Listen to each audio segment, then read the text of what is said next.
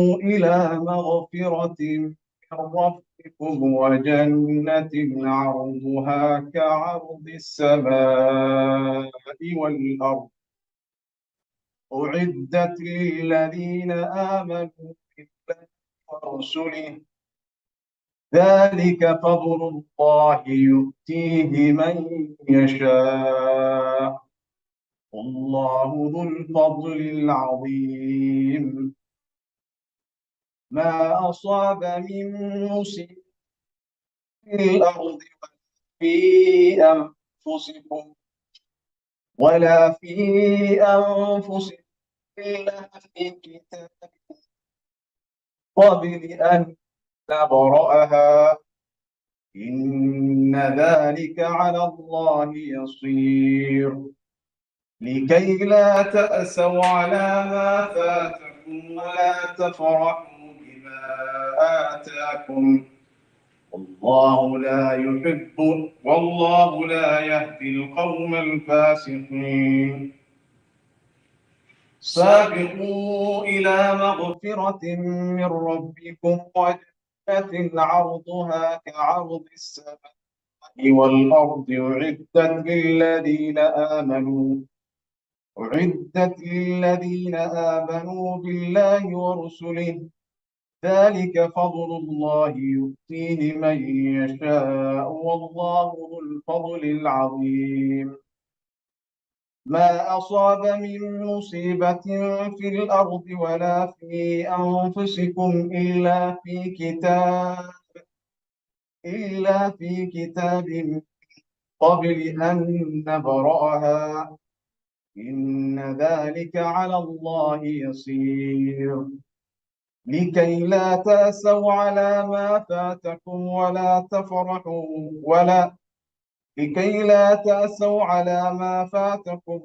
تفرحوا بما آتاكم والله لا يحب كل مختال فخور الذين يبخلون ويأمرون الناس بالبخل ومن يتول فإن الله هو الغني الحميد صدق الله العظيم.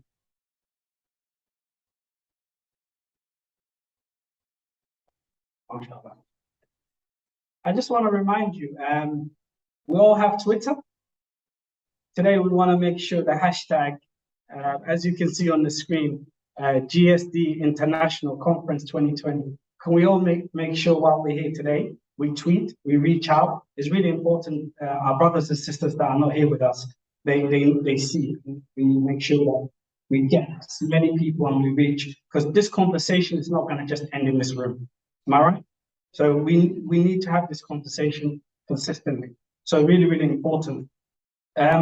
Great. So without further ado, we haven't had much of him yesterday. We have our chair member here with us, and Toho, who came from all the way from Australia.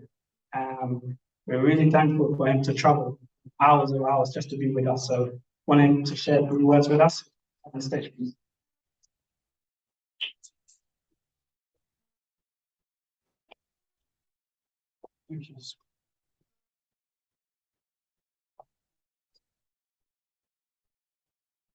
Assalamu alaikum wa rahmatullahi wa barakatuh. Good morning, everyone. Good morning. Good morning. Thank you. Distinguished guests, government representatives, academics, respected keynote speakers and panelists, GSD organizers, sponsors, volunteers, ladies and gentlemen, it's a great honor and privilege to stand here and welcome you today, which is the second day of the GSD International Conference in this beautiful city, Espoo, Helsinki, Finland, the home of the world's happiest people in the world. Is that true? Yes. Google it. Google it. The world's happiest people in the world, as well as the world's best educated system with clean air. Good. I came from Melbourne, Australia, which is the most livable city in the world, but I can't prove whether we are also happier and the top on literacy, which is great. You guys are doing a great job. A comprehensive introduction and welcome message was done by our GSD chair. So I had yesterday, so I'm not going to go including the mission and vision and why we're here. Which is great. However, GSD has hosted and facilitated many international and local conferences and workshops in diaspora and homeland since its inception of GSD in 2014 in Istanbul, Turkey. GSD has brought together experts from government, diplomats, civil society, youth, business people, entrepreneurs, as well as grassroots, and discussed issues around rebuilding Somalia, supporting drought-affected people, youth, job creation, skill transfer, peace building, conflict resolution, supporting COVID, and many more. We had, during COVID, unfortunately, we couldn't have face-to-face meeting, but we haven't stopped. We have done a lot of Zoom and virtual sessions where we had a lot of contribution, raising fund for those who most affected in droughts, and as well as issues in those people who were affected, the issue of Al-Shabaab and those who were victims of those security issues. Today, we have a full programs. In the morning, we have two keynote speaker and panelists. We have break, and then in the afternoon, we will have two programs. Everyone should have electronic version of the new version of the program. If you don't have your at the program, the volunteers can help you to get it. So I'm not gonna emphasize and I'm not gonna go through all the programs because everyone has it. It is really a very big day. So sit back, relax, and enjoy the program. Thank you. Thank you. Thank you very much. So, Vice Chair of GSD, thank you very much. Now we have got to go on the next stage, the really, really important in terms of entrepreneurship. What's really important is, as a global diaspora Somali, we want to focus on showing you what we've done before. So I want to give you a little bit of a highlight before we go on to our next segment and focusing into business. Because I want you to think about it as well as you look at this video I'm going to play for you. How entrepreneurship and creative and innovation has changed the world. You think the phones that we're using right now, the changes that are happening in health, in medication, in technology, the contribution of the world itself, even in Africa, East Africa. If you look at the remittance, the change that these companies have made in the livelihood of others. So we're going to go on to that segment, how we can explore and give the youth the chance to rebuild. So I'm going to quickly play you a video, our video, how has been focusing on it.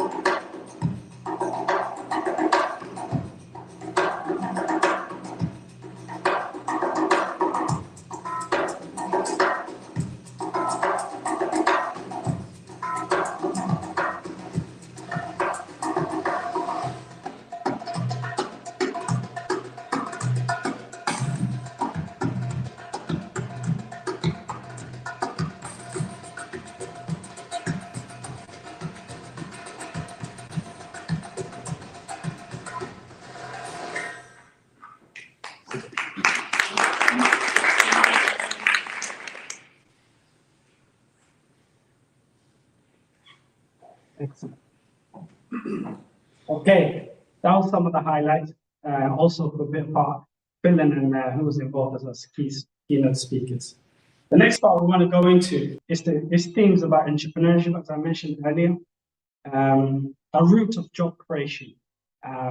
We look at the world right now, and the companies that lead the world, like Amazon, employs almost 1.4 million people. That's a big number. And as someone who sort of thought about something to create that will impact and create job creation. So it's really, really important that you have the freedom to think about to build something great. As we always think about that, anything that we pursue, you have to have a purpose for this. You have to have a purpose. There's a book that's called the Self-Determination Model and Motivation. It talks about 4 key things in order for you to build something great. First thing it talks about is purpose. When you want to build something, you have to have purpose. Because you can't. Somalis, they say hada. Yeah, they say hiksi. Yeah, it's very, very important. So when you have that purpose, they say your purpose has to be bigger than your pain.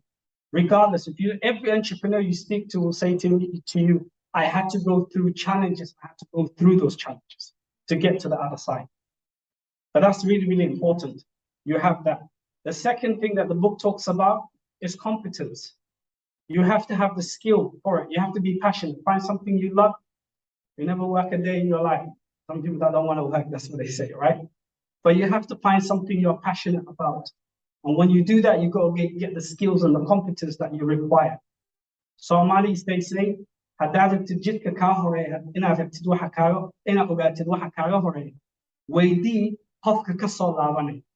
learn from others. In English, they say, if you want to know the road ahead, what's going to be there, ask the person that's coming back from it. So the competence, you can learn from others. You can save yourself time. But you've got to really commit to your craft if you're building a business. And the third thing is autonomy. You have to have autonomy. The freedom, let people be free to think and be creative. And the fourth thing is belonging. Why are we all here? You have to belong into a community, belong into people that have the right mindset, and be in the right environment if you want to really grow. And this is a model that's used to build self-motivation, self-determination, especially in business. But there's someone that knows more than me, that will invite a keynote speaker who will talk about the importance of having those type of skills.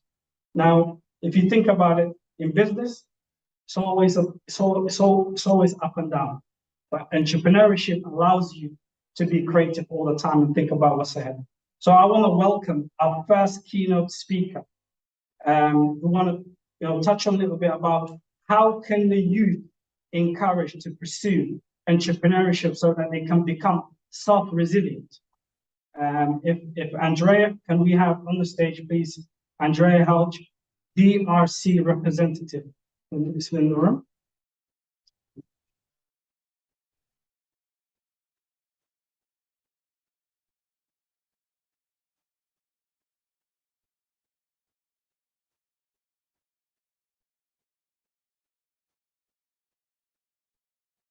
Good morning, all.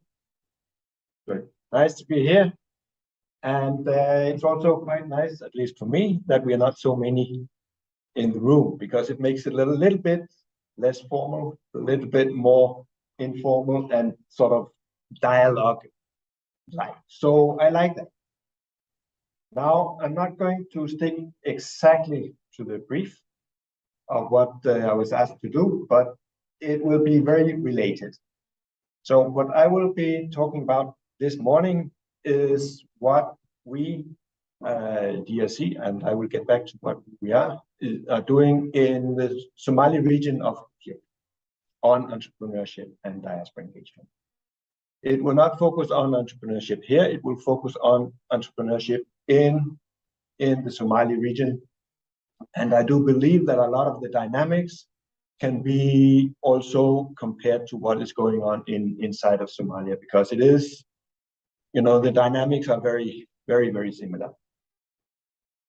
DRC is an international NGO. It's called the Danish Refugee Council, and we work in Somalia, we work in Ethiopia, we work in around 40 other countries around the world. And from there, from our country operations, we have seen a lot about the impact of diaspora, which is sort of the background for why we have started up a specific program. We have a small department in Copenhagen, which is around diaspora engagement, because we can see diaspora is essential in countries of origin when it comes to politics. There's a lot of engagement in politics from the diaspora. Economy, there's a lot of engagement in economy through diaspora, through remittances, but also through direct investment from diaspora around the world. There's a lot of engagement also in social development, small development projects, school construction, building wells, and so on by diaspora. It's not very visible to the rest of the world, except for those that actually receive the support back home. So it's not very well integrated into the whole humanitarian community, because it's directly from people here to people there. It doesn't go via Geneva. There's not a huge profile, which I think is, one important task for GSD is to raise this profile and to ensure that the rest of the world knows what the diaspora is doing. We try our best to raise awareness around that, also among the international actors, but it's, the international actors think we are the best. But no, we are not really, because we don't, and the reason why we think we are the best is because we don't know what the diaspora is doing. So now in the Somali region of Ethiopia, we have a big job as DRC there to create jobs for both refugees and also for the host communities of the refugees. That's one of our main tasks in that area. Some years ago, we thought, okay, we need to try to do that together with the diaspora to see what is going on, how is the diaspora involved in job creation in that particular region. So we did a thorough piece of research to not, instead of saying, okay, why don't we support diaspora with some loans or something to get involved? Why don't we make diaspora bonds, which is also a big sort of fashion? What we said is we will look at what is going on, because we can see it has a big effect.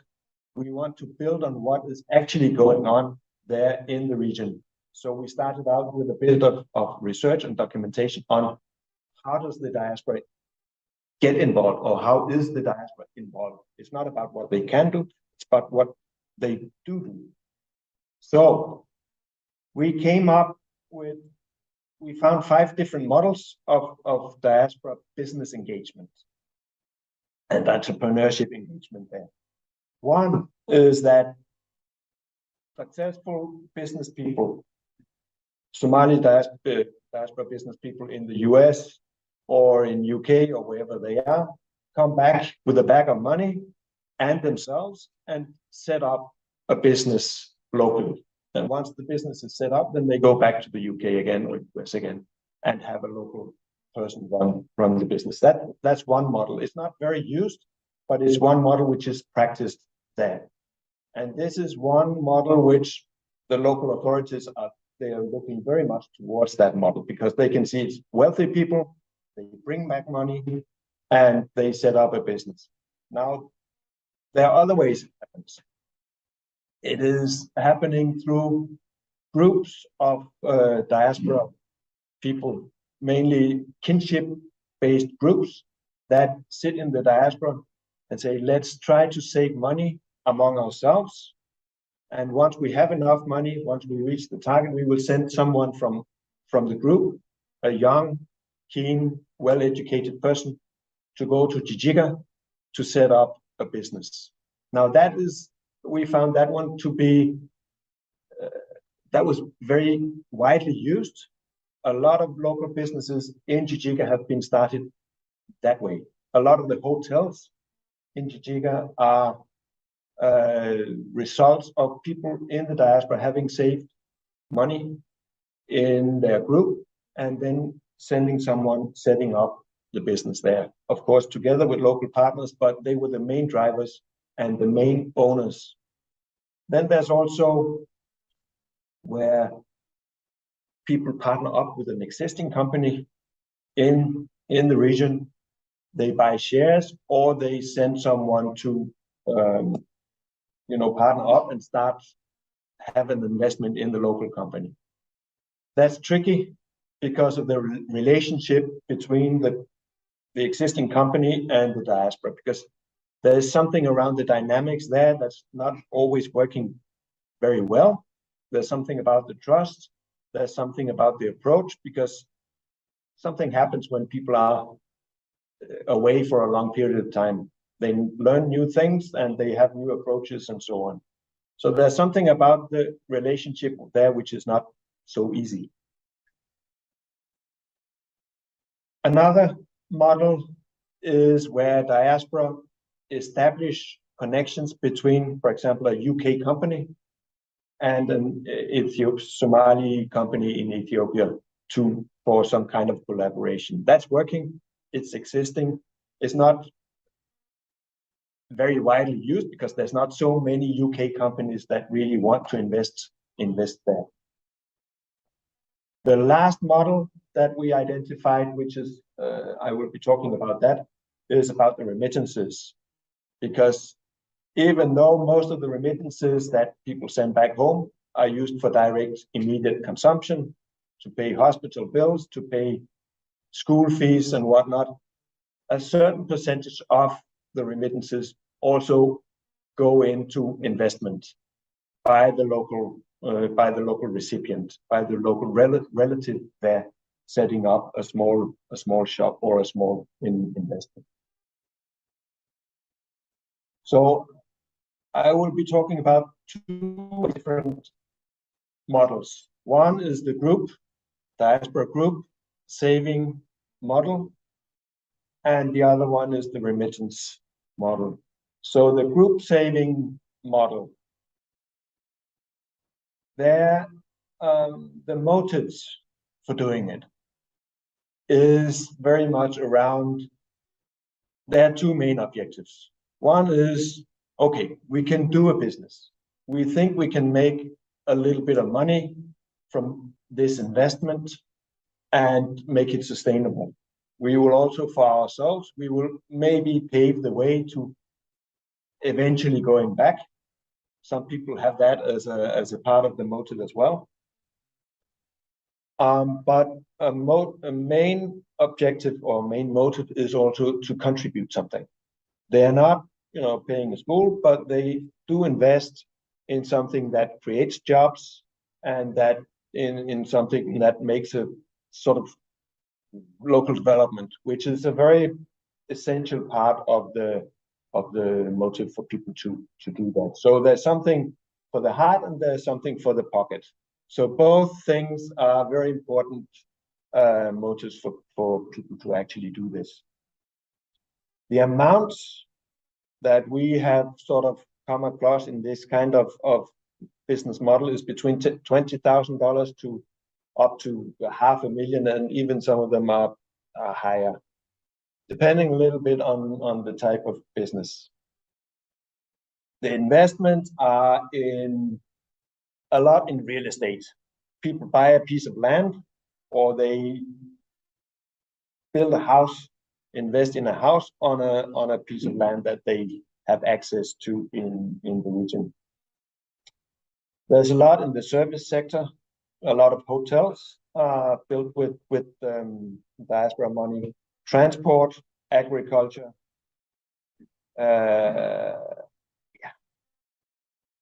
And then another particular, and I think quite interesting aspect of this is that it's 100% based on savings. people do not go out and take a loan from either from a credit company in the UK or in Denmark or Sweden or Finland, but they save the money often over a very long period of time until they have enough money, and then with that money, somebody goes and starts up a business there. Some of the challenges is that it doesn't always work for the diaspora, because some of them come to quite a foreign environment. They don't really know how to do things. They don't, and specifically in Ethiopia, there's a lot of red tape. There's a lot of bureaucracy around setting up a business. You need permit for this, you need permit for that, you need so it's not easy to do it for people from overseas. Other times, they go around, they try to make a network and try to find contacts, try to find potential business partners, and sometimes they are ripped off. They lose the money because there's a local guy saying, oh, but we can do this, we can do that, we can all sorts of fancy and smart ideas, and then sometimes they fall for it, and sometimes the money is lost. So it does come to sometimes the people do not have the necessary skills and experience when going there to set up a local business. So there's a lot of success, but there are also some challenges in doing that. The other model, that is the remittances. The diaspora motives for doing it, for supporting their relatives to set up a business, is that eventually they want to get out of having to pay the monthly transfers. So if they can make an investment of $2,000 instead of the $100 or $200 every month, that is attractive to some people in the diaspora, hoping that, okay, we will help our relatives in Cape Verde or wherever it is to set up a business so that they will be self-reliant and not rely on our remittances forever. Because very often it's happening year in, year out, every month, $50, $100, $200. As you go and pay the rent, you also pay to your relatives in there. And for a lot of people, it's a financial burden, and because the expectation that the money keeps flowing are big, and people have to pay every month. Recipients' motives for doing it is quite similar, because they can see, okay, my uncle in Espoo may not be able to continue paying every month the money that he's paying now. He's getting old. The taxi business is not as good as it used to be, or whatever kind of business it is. Corona, I think the effect was not so big, but there was a certain moment where people in Somalia thought, okay, now they're getting unemployed, or they're getting sick, so they cannot send the remittances. So they want also to be self-reliant, and if they have the chance, very often they will try to start a business and not worry so much about whether remittances will continue flowing. The amounts that were mobilized from the diaspora to relatives were between $350 up to $8,000. So just in one sort of, I wouldn't call it an investment, but it's in an expanded remittance transfer. More money in one go so that the relatives start up a business. It was in small shops, retail shops, cafeterias, and these things called bajaj. I don't know if you know what that is. it's a tuk-tuk or matatu or something. It's the small transport vehicle. It's not a car, it's not a motorbike, it's something in between. And it was also quite typical that the money was then, there was a local investment, the recipient also put money into it. So it was a 50-50 or it was a 70-30 or something, but there was always a joint investment from the recipient as also from the center.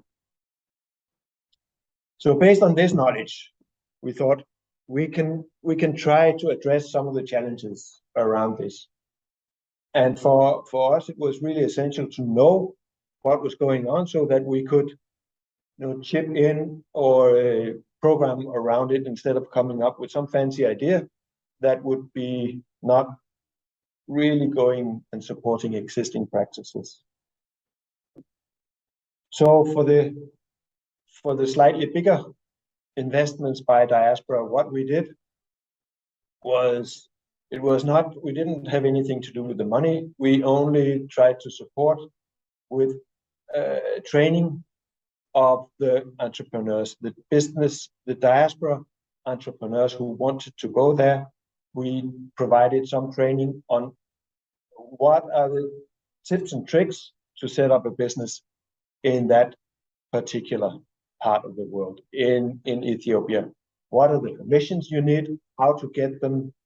Do you need to pay corruption? Or because there's all sorts of stories going around that you need to pay bribe people in order to get the yellow card and in order to get all the different permissions that are actually needed there. And then it's also just how to start up a business, because it's not something that people just do because they are smart. It also does require some knowledge. It requires some know-how on doing it. I'm sure our Finnish ladies here in the room can subscribe to that. It's not something you just do. So we did that training.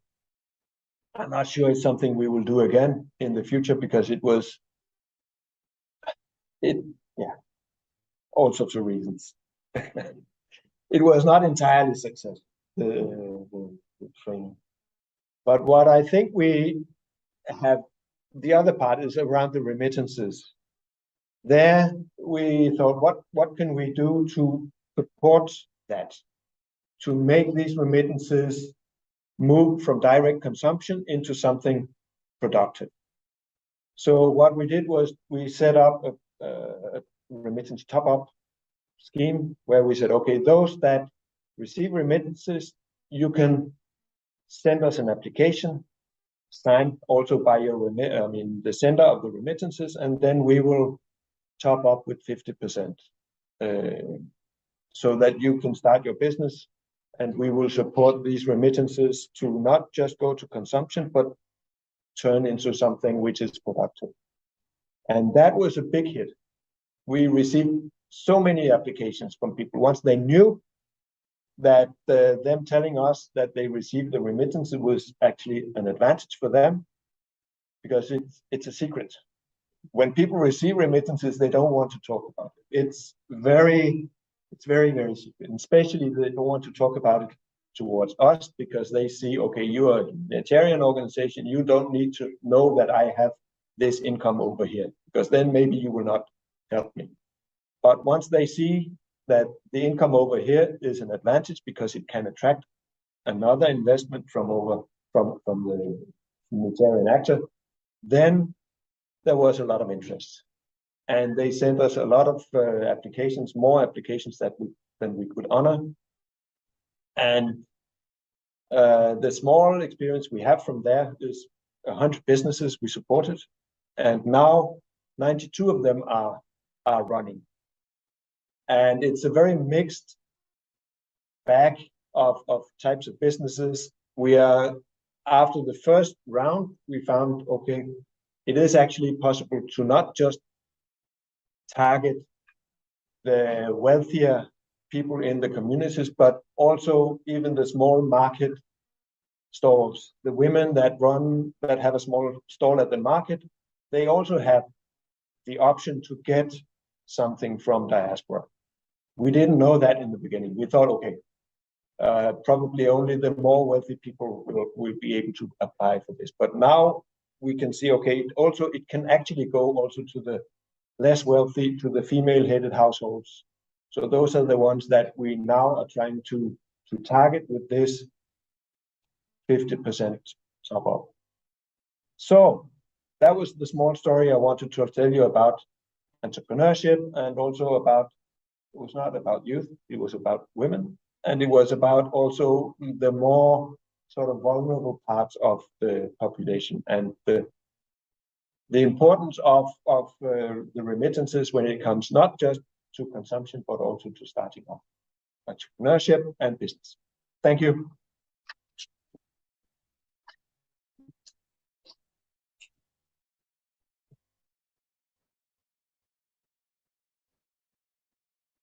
Maybe ask Steve if there's any questions. Yes. Yes. Any questions? Want to come back, Andres? Yes.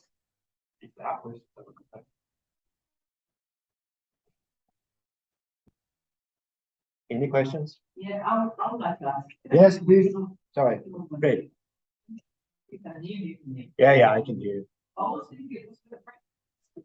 Oh, because as you said, your business is used for, you know, Investment. consumption. Yeah. But now is bringing different, you know, kind of encourage people actually can actually a bit of that use also to invest, to make a bit more sustainable. And it really reminds me also there, maybe, you know, comment as well, it reminds me of Somalia and Muslim.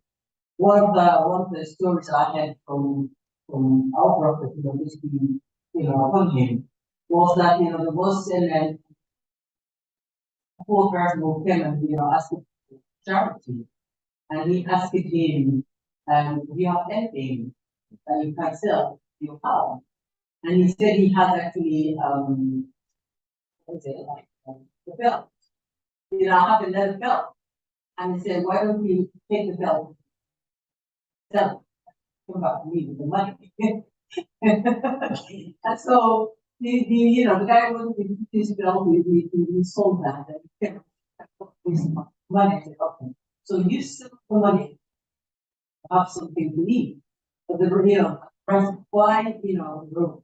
And then use that road to go to forest and people bring in the, you know, things fall from fire and that kind of stuff. And so he said you can sell actually, you know, the fire so that people can use it. And that it shows, you know, it's not it encourages people to be more creative. Or even though you have very small amounts, you know, you still can be a bit more creative. Use that to sustain yourself in this of that.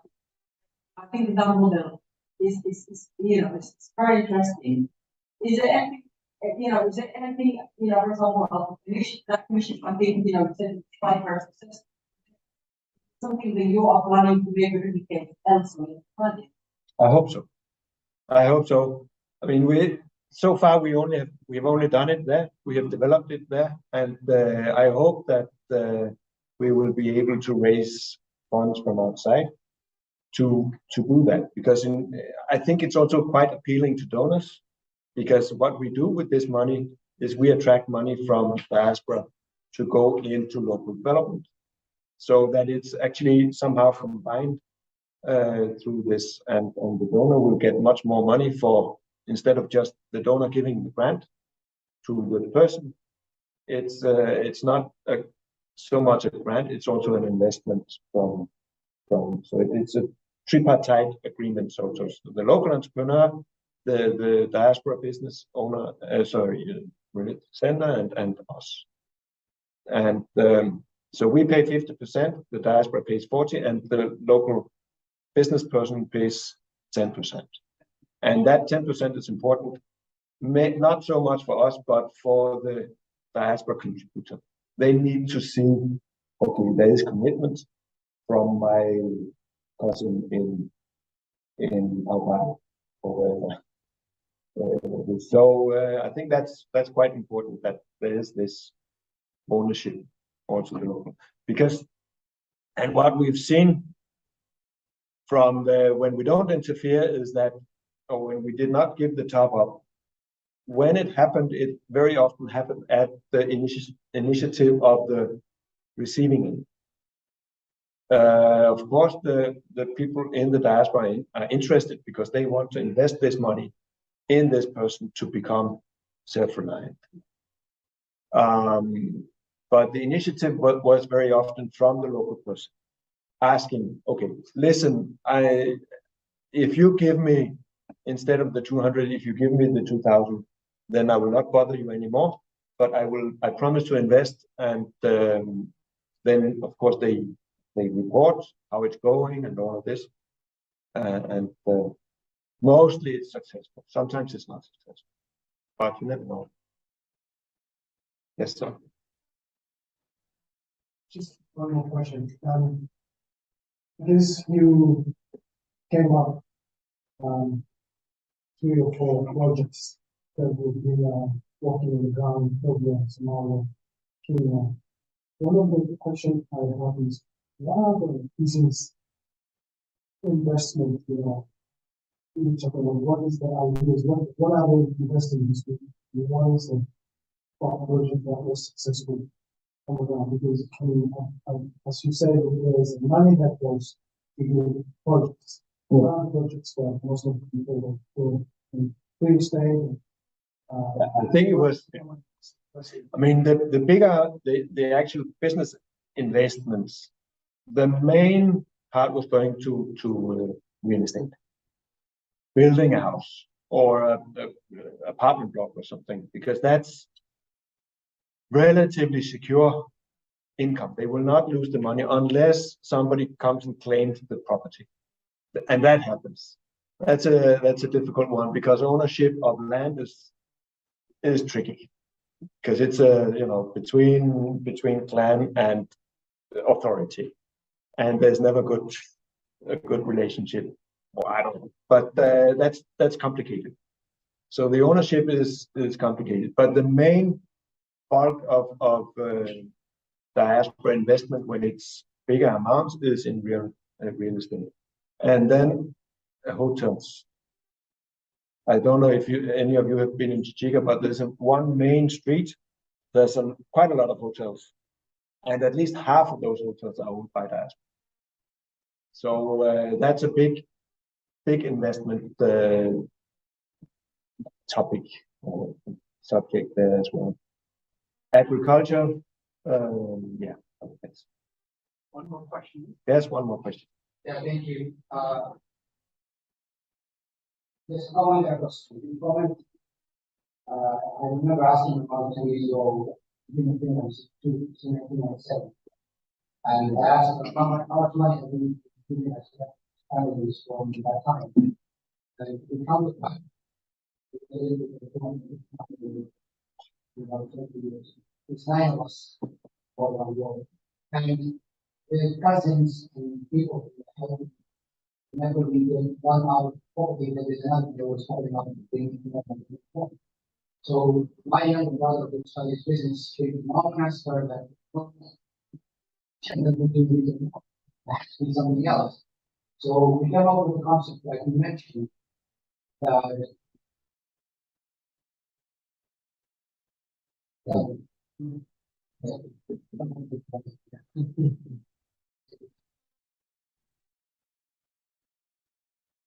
So we came up with the concept that whoever from now on calls, that they'll be given a homework, go back home, find out something that they are doing, and that will be supported to do. So we've been doing that. Then we took that Somali hearings. In the last 2 years, Somali community actually we're not supposed to mention people pay some of them see we have not mentioned. There was a young man, 70 years old, saying that he is from a very poor family with very low country. And there's nothing that he can do. And I asked, what do you need? I thought he was going to say, give us money to eat. He said, please, give me a possibility to get out of. So I contacted one Somali, and some of them are sitting here to raise about $4,800. We bought him, I would say, for example, we bought this young man who died. That was the last one. And within 8 months, this young man was making $300 every month.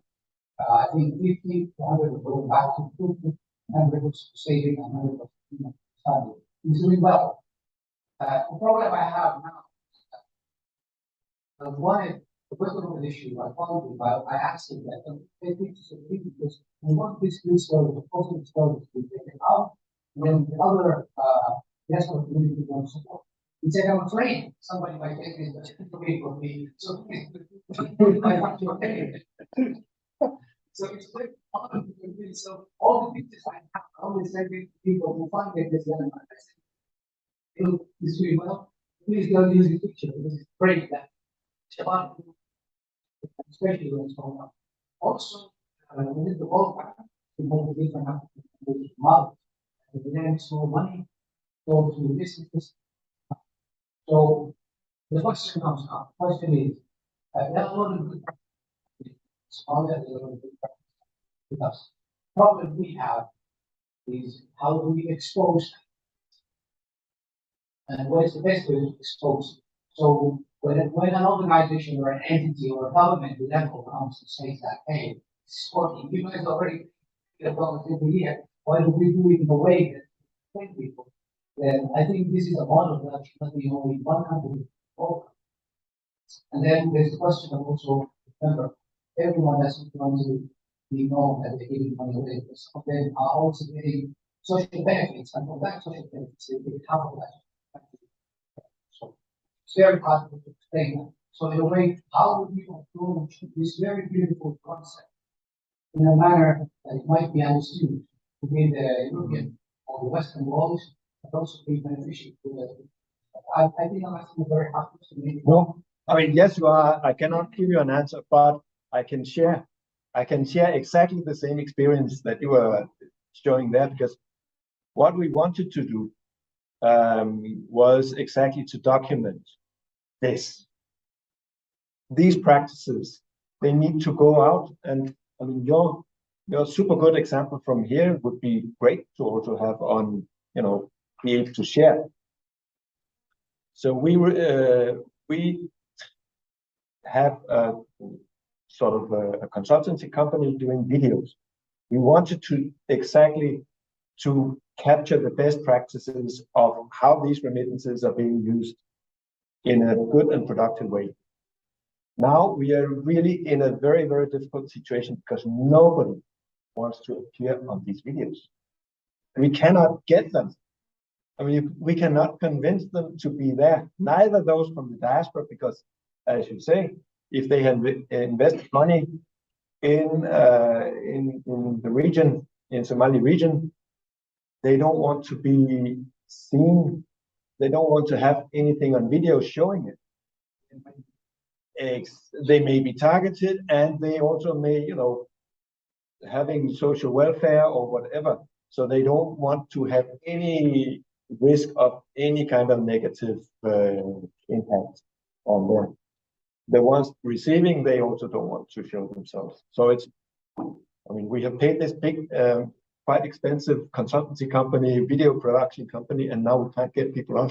So maybe you can say something on the video. But anyway, it really is difficult, because I do believe that there's all this talk about remittances, and either the international organizations like DSC say, okay, we want to get our hands on all this money going. We can see it's going. Why don't they just invest in us, and we will then do the water trucking, or we will be saving lives and da da da. And of course, people don't want. I understand they don't want to pay us or give the money to us, because they have already a lot of expectations on diaspora to pay to their relatives and family and kinship groups and whatnot. So that's out of the question. So the other Yeah, One more question, please. okay. Yes.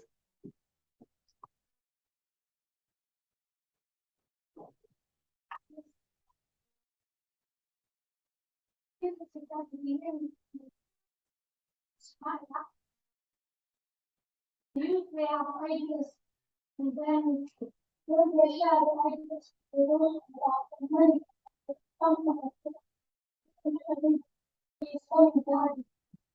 Okay?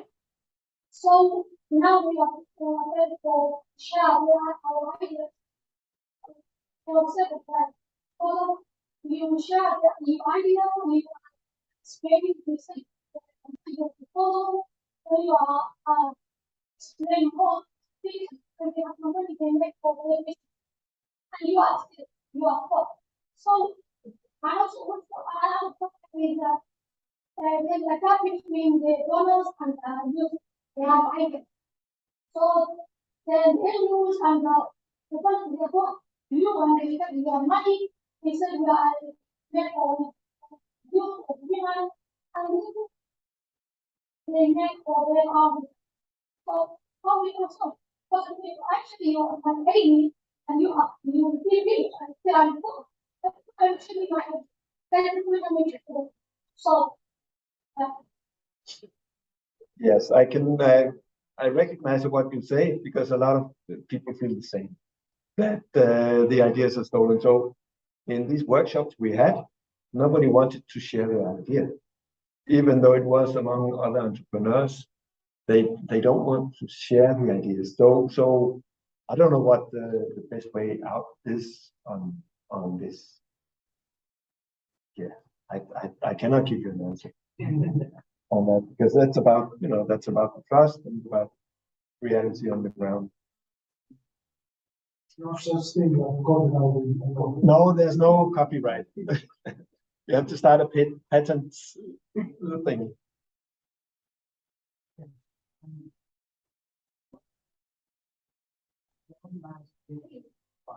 Good.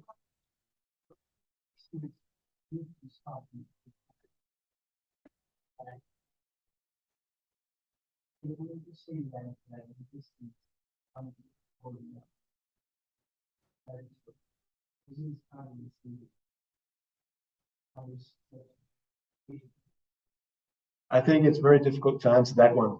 Yeah. What we have, I mean, those that we have sort of in the research said that it's super important to know what you're doing. So there were some, what was that? That was livestock fattening. That was a good business for some because they knew about livestock. So the people that were in the diaspora were elderly people, and they had experience with livestock from before they left Somalia. So that's what they invested in, and that was quite successful. But I think it's all around knowing. So it's difficult for me to say what if it should be a hairdresser or a restaurant or hotel, as long as people know something about the topic. I think that's really, really essential. And it does take quite a bit of preparation time to actually get to know it. And experience, I think, is essential. So it's difficult for you as a student to go there and start up even a Bajaj, because there's a lot of competition. When it comes to Bajaj, you have to pay this, that, and the other. So I'm not sure you would be able to survive as a Bajaj driver in Jijiga because there's a lot of competition and a lot of stuff going on. So you need to know the type of business that you invest in, and it's not a quick thing. I met quite a lot of young people from the diaspora in Jijiga who were just looking around for opportunities. Then there was a plastic water bottling company, and one was sure that he was going to invest his family's money in that company. And I said, but do you know anything about plastic? I mean, how to bottle water on plastic bottles? No, I have no idea. So I think, and I think that would be quite a risky thing for him to then engage in, because he does not know what are the risks, because for sure there must be some risk in not putting the water in the bottles, but the whole marketing and the whole, all of that is not easy.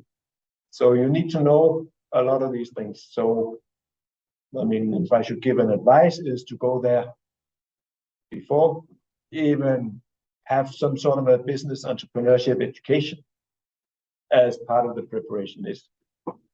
If I was going to do it, I would be having a 5-year planning period or something, a long planning period before actually doing it, because it is not an easy thing to do. It is quite easy. So I think we need to finish. Thank you very much.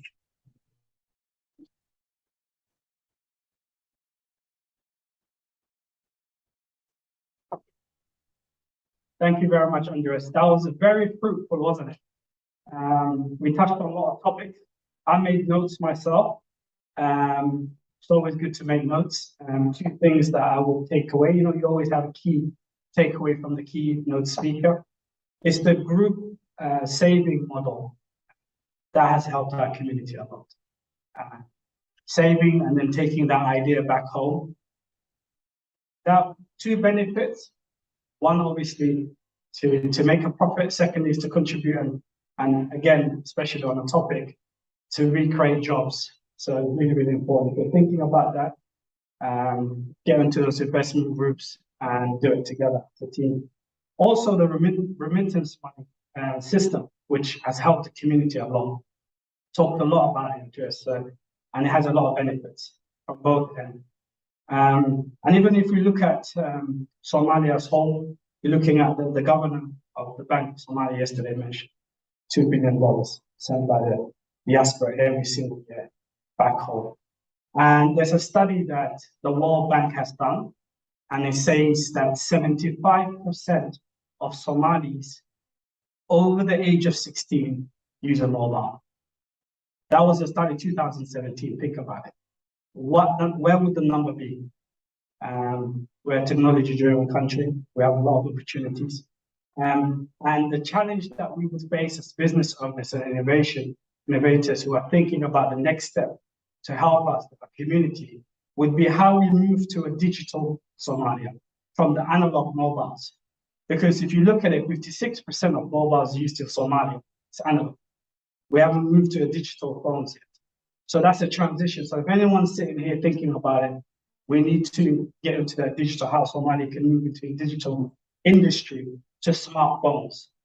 That's a challenge that we have. But there's a lot of great things to come. And I think the young entrepreneurs, also I won't forget the old entrepreneurs, we will make a difference, and with the support with that. If you think about Somalia as well, the GDP of Somalia at the moment is 7.6 billion. It grew actually from 2020. But that again, if you look at that GDP, 25%, as the governor said of the bank, is contributed by the diaspora. So please keep giving, keep supporting, bringing those innovation. Our first generation, we were thinking about to support and send money back. This next generation will be the ones who take innovation. So that's something that we have to think about. But it's been a fruitful conversation. We'll get back to this because entrepreneurship and innovation is something that, as the theme itself, you think about investment opportunity and also breaking through the bias. Even if you look at the remittance, when you look at the names that send the money back, we're talking 2 billion. Over 70% are women. So the backbone of our country. And we want to thank you and say keep going. And we have to break that bias and empower our youth and women in terms of employment and make sure that we talk about equality. Good. So, do you think we deserve a break? Yes.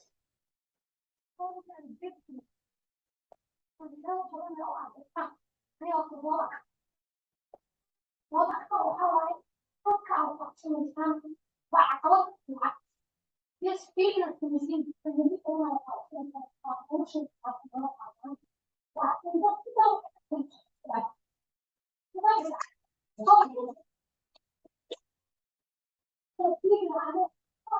اسمه التواصل التواصل. طبعا حاجة في الطلاب لا فينا سبب في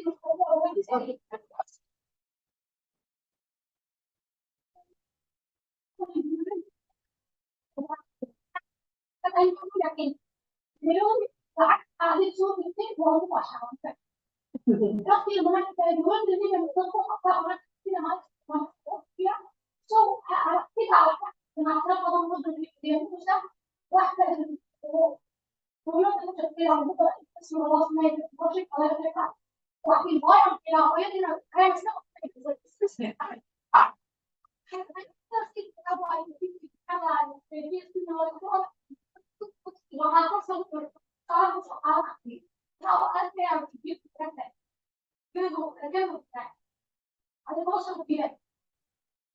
قعدت قصاد الطريق صباح الصبح بيلاقي وصلوا لغوا ساعتين فهمت وقضيت وحدة لك عقلي عشان أتعب بس كده يعني مش كويس فهمت عاوز أحلي محلي طويلة في عقل الوقت على في الوقت ويصعد على الوقت عقلي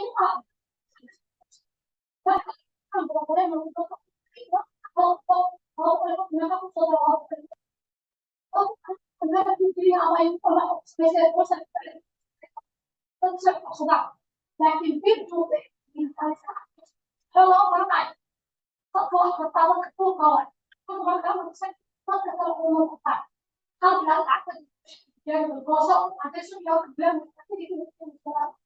لا يوم تعالى يوم نسكت عقوق هالناس وتعالى بلمش يطلع معاه خبر بلمش كذا من هذا ويلومني كل ما يفعل معاه عليه كل شيء أنا أقول يا الله استلم لا هو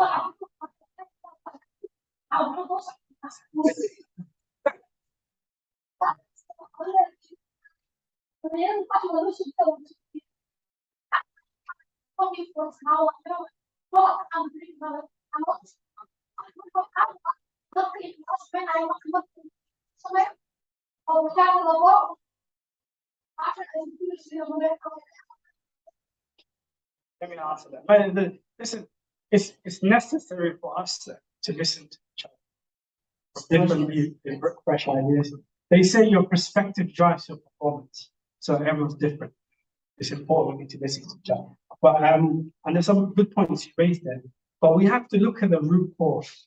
And the root cause is that the Somali has a literacy rate of less than 40%.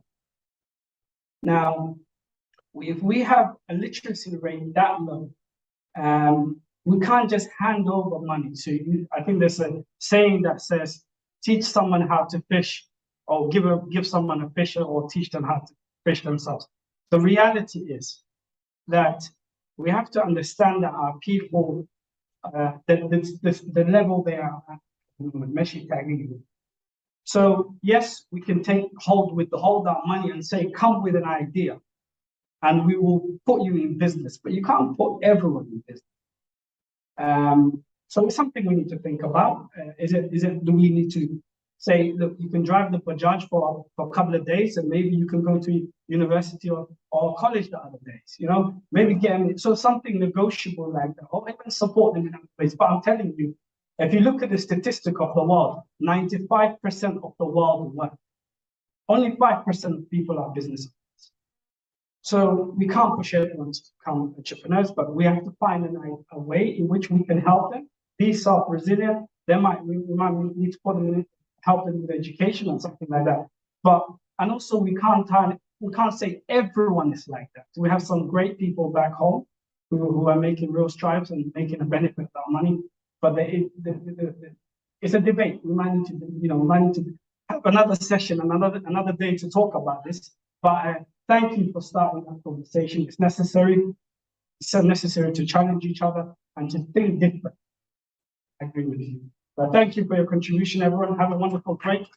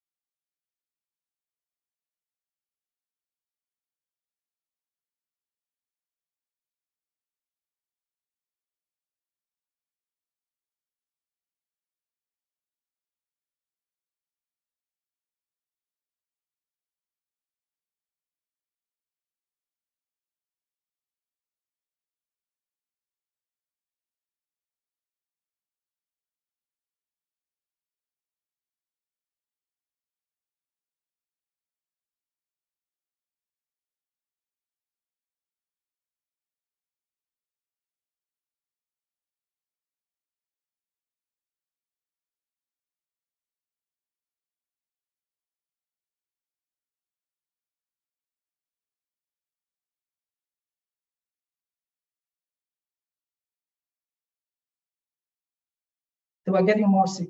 The mothers were bringing one sick child along with other 3 children because the mothers were having anyone else to live with other children. By the time they bring it, the other children get sick. I went to myself, looked in the hospital, but also because of the doctor's call, we immediately provided 400 beds to the hospital. There was no hospital beds available in Mogadishu at the time. So imagine even getting hospital bed was not that easy. So we couldn't get it. So we have to get a reasonable bed that children we can take off from the floor. Bed. Going forward, there was also another nurse came from Canada, Sophia, public health. She has been away from Somalia for a very long time. And when she went in there, every day, and one day, there was an issue that happened in the hospital and the guest on the road. You can imagine going through the Makkah and Mukarramah, going to the hospital every day. At that time, we were talking about 2011. These are the kind of the courage of the diaspora who left it from their jobs, took a leave for a month or two, to nothing else but to try and save the children who are sitting in the hospital and make a difference. This is what I see the Somali diaspora. This is what I've been seeing. I traveled in many countries for the past 10 years, and every country I go, I allocate my time, whether it's a late meeting, which most of us love, to sit down and listen to the diaspora. You know, the best thing is the idea comes from them. The solution lies with the Somali diaspora. Going forward, and at the time when we did, we noticed that Somalia had a number of problems in the US. One of the things we noticed was the narrative is what was killing Somalia. It's not about anything else. So because we were involved in raising money, and I do remember the money that was raised for Haiti during the earthquake was 1,000 times higher than what Somalia was doing. You'll be shocked if I tell you the numbers, because we were one of the beneficiaries at the time. The public raised only around $25,000 for Somalia. Talk about other countries with billions of dollars. So you can imagine that the difference between the public, how the public perceives this, no matter which country you are, whether it's Finland or other countries, it's always the narrative is what kills. Why am I going to give a country where there's a violence, where there's extremism, where people are fighting? So there's something keeping them away not to give. So we said, how can we change this narrative? Because what we noticed over time was the narrative was the main problem for Somalia. It also depressed a lot of the Somali diaspora. Sending $200 can't they see? The $2 billion that we talk about every time, those ones who are actually have been saving for Somalia in many ways, because those $2 billion is actually more than what the international spend for Somalia. So you know that the $2 billion diaspora. That's why you hear every time $2 billion. In our neighboring countries that we have we support as a region, the case of Kenya, the diaspora, Kenyan diaspora sends $3 billion, around $3 billion to Kenya. The Ethiopia sends about $5 billion. But the $2 billion that goes to Somalia, it's more related into the saving lives. That's why you hear a lot, even though them sending more money to Somalia. Now, the problem again happened in drought. Again in 2017. Another challenge. At the time, I remember I was in Kismayo 3 a.m. in the morning from New York. An old friend of mine called. She said, "Said, I want to talk to you." And I said, like, what is it now? 3 a.m. I was writing an email at 3 a.m. For those of you who work in the humanitarian sector knows what it is 3 a.m. working around in the morning.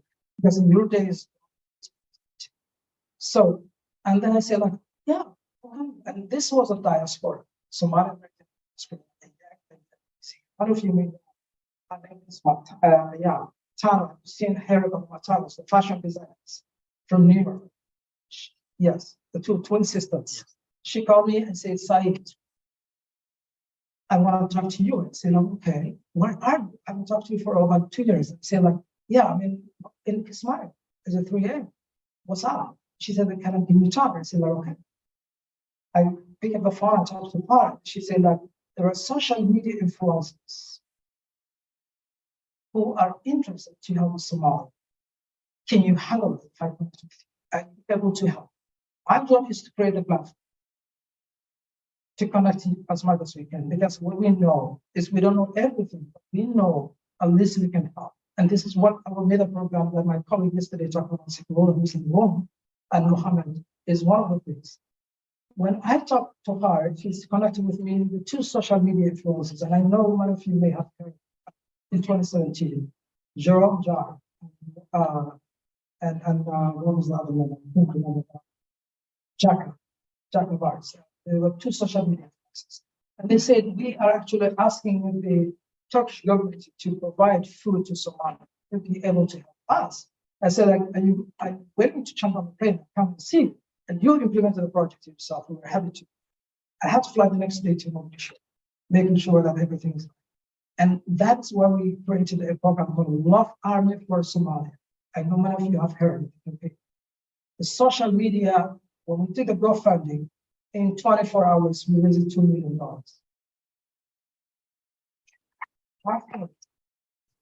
After that, most of this money was $25. An average, about 30,000 people actually donated. $25 was an average amount of money. The similarity, in 3 days, the Turkish airline delivered 16 tons of food to Somalia. And that was an interesting, because I had to, now coming back to the issue of why this is so important, because everyone wants to help us struggle hard, right? And this is where we leveraged that to create not only raise money, but also to change the narrative. And that's where the social media influences like Jerome John, like Chaka, Ben Stiller, all of them will leverage it. We said like, okay, we need it. They came to Somalia and we traveled throughout Somalia, including Somaliland, spending money. Every state we are allocated with about $250,000. We have Somali Yasin, who's a Somali rapper, we got him. So to oversee that amazing project was one of the things that helped change the narrative. The reason I'm mentioning is that every one of us has a gift to offer as well. I think we can make difference. I don't want to say many of us to go back to Somalia, because if all of us goes back to Somalia, $2 billion disappears. Wow. Right? Number one. Number two, here is my concern. There are so many good things that's happening in Somalia. Many of us don't know. So for those of you who have never been to Somalia, I was talking to a couple of young doctors minutes ago before the session.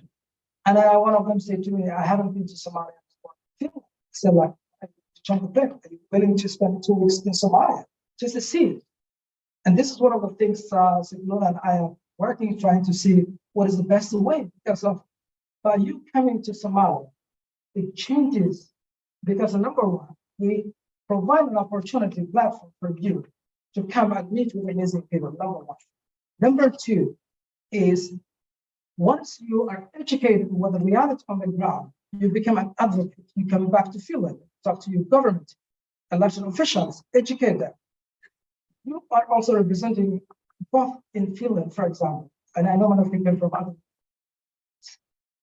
You are representing not only Somalia, but also you are an ambassador to here. So you're representing the community, and I think that's very important. And when we talk about the humanitarian, giving money is important. Here is a real challenge, and I want you to take this one. Every one of us, my generation from the minority diaspora. So there are 3 types of diaspora, is what we call it, walk of diaspora. Those ones who are actually in the country, in Somalia, left already from wherever they were in the Western world. And they're already investing in business, they're doing the humanitarian, they make a government to politics. Those are what we call walk. And then we have here the regional diaspora. Many of you have been in the East and South Africa. Those ones are also, we call them the regional diaspora, because they invested in Kenya, they invested in Rwanda, they invested in Ethiopia. So this is the regional diaspora. And then when we talk about those international diaspora, those ones who are outside the continent, So when we talk about the diaspora, we need to know who we are talking. We need to identify what they can offer to, because the diaspora in Africa have a different, and believe me, there are more millionaires in Kenya that I've met than in the Western world. More millionaires Somali diaspora. It's shocking. And a lot of them left it from here, but somehow they thrived. So that's one. So we need to identify which diaspora. Now, the biggest concern that I mentioned here, we need to take on this is the second generation. We become the minority. When I go my home, my children. So I'm sure many of you who are my generation feels the same thing, right? So second generation, did we prepare them? And then what they are affection to Somalia. This is very important. They are not going to send. My daughters will not send you $200 because she's already talking about going to her first. She's already talking about paying mortgage, all those things they are talking about. So she's not going to send to her. That's not convection, but I took them a couple of days to Somalia, my two daughters, because they put me under pressure to see where I was going. When I took them to Somalia, I put in a car and they were looking on the side. And my oldest daughter said, Dad, can I ask you a question? I said, yes. She said, why everyone is Somali? And we are in Somalia. Because she saw everyone walking. I said, oh, this is an interesting. So one of the things maybe is not right in Somali diversity. So we see these younger generations are very important for us because they are well positioned. They got more education. I'm very proud to see one of the professionals that I just here took Ali. So we see an asset. They are an asset both in Finland as well as more asset than Somalia because the Somali health system is so good. It's a great hours of that. Because Somalia. There was a Dr. Oba from Italy. She was only pediatrician doctor that listened to Somalia. So you can imagine only pediatrician working in the Beneto hospital, same hospital, same. We had another doctor from the UK. So the healthcare system is a lot within Somalia. So what we need is to empower the second generation to see, because they're not interested more into $200. We have to listen to them. They are interested into an investment. And that's where we come. That's why Ireland is working with the Minister of Foreign Affairs on the diaspora policy. What are you offering to the diaspora? How can we convince you to invest? At the same time, you can also stay here. Because I think that's important. And I think Somalia is one of the beautiful places that we think about should have Humanitarian. So it's a very important that we need. On the drought, coming back to this drought issue, it's a really important for us.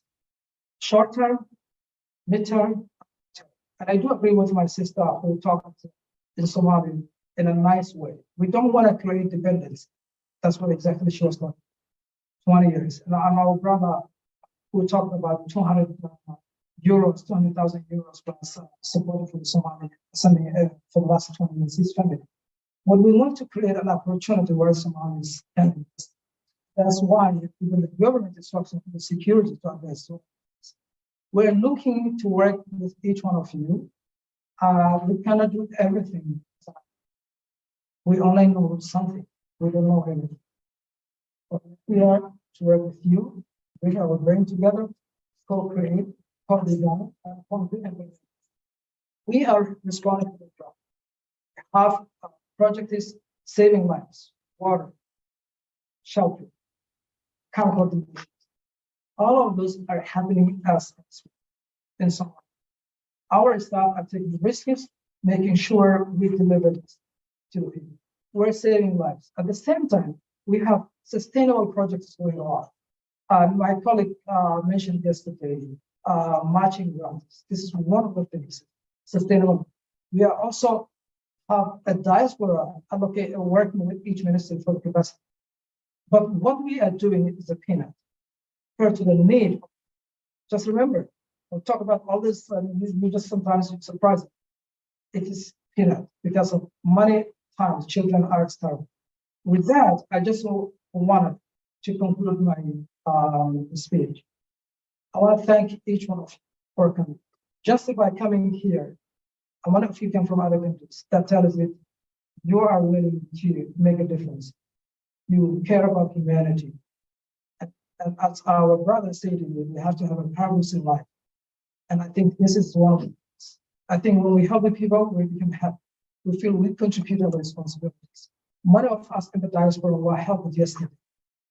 When we came to Finland, to US, I came to IOM. At the time, it was difficult to go back to Somalia. It's not even flat to think about. It's stuck with the Indian. So you can imagine that. No WhatsApp, no social media. So our children are lucky. I lived there.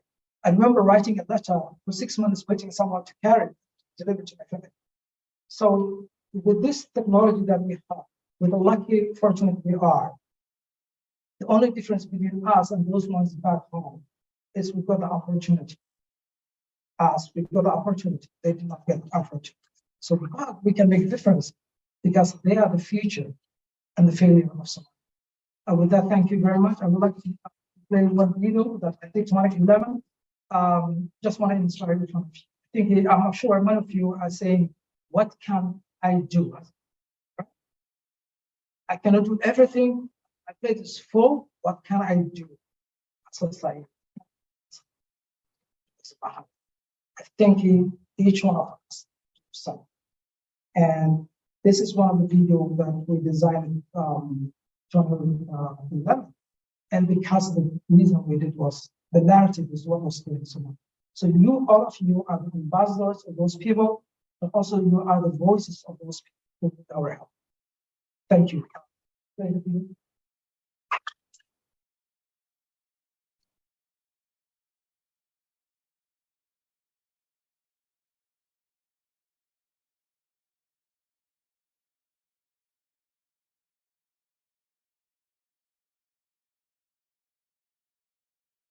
Because I donated money that I earned from a car wash. I organized an art show. I collected pennies from Somalia. In the face of famine, friends and neighbors are stepping up to be a star for Somalia. Our efforts are working. Aid is arriving. And there are many simple things that we can all do. I am a star. I'm a star. I'm a star. I'm a star. I'm a Somali.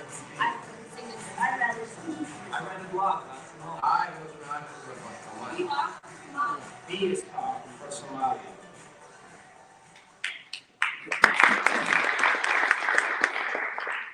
I hope that inspired you. You can be a star person, right? Changing it. So thank you very much again for inviting on behalf of my own. I really appreciate it. I'm going to be also be able to join yesterday for Argentina, and that's why I'm going to spend this speech. Thank you.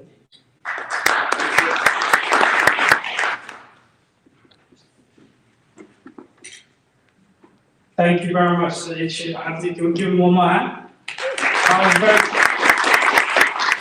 That was very fruitful and detailed in terms of what IOM is doing, working with people, water, shelter, and there's a lot of notes made in terms of the support, in terms of what type of diaspora are we? It's a question we need to ask ourselves.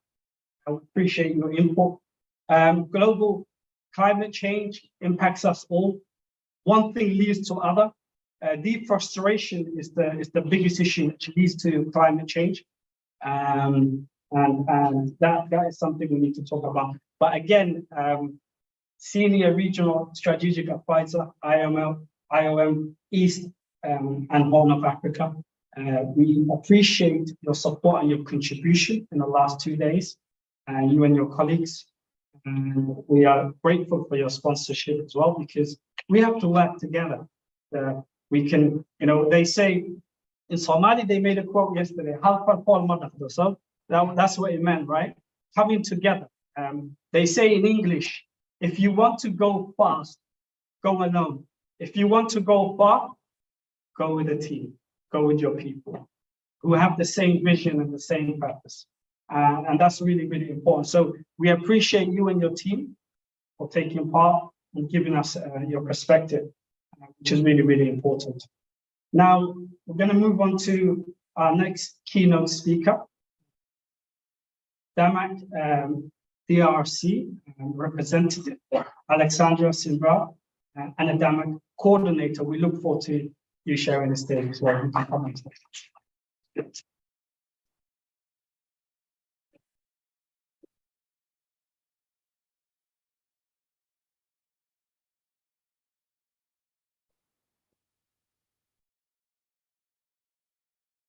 Good morning, almost good afternoon already.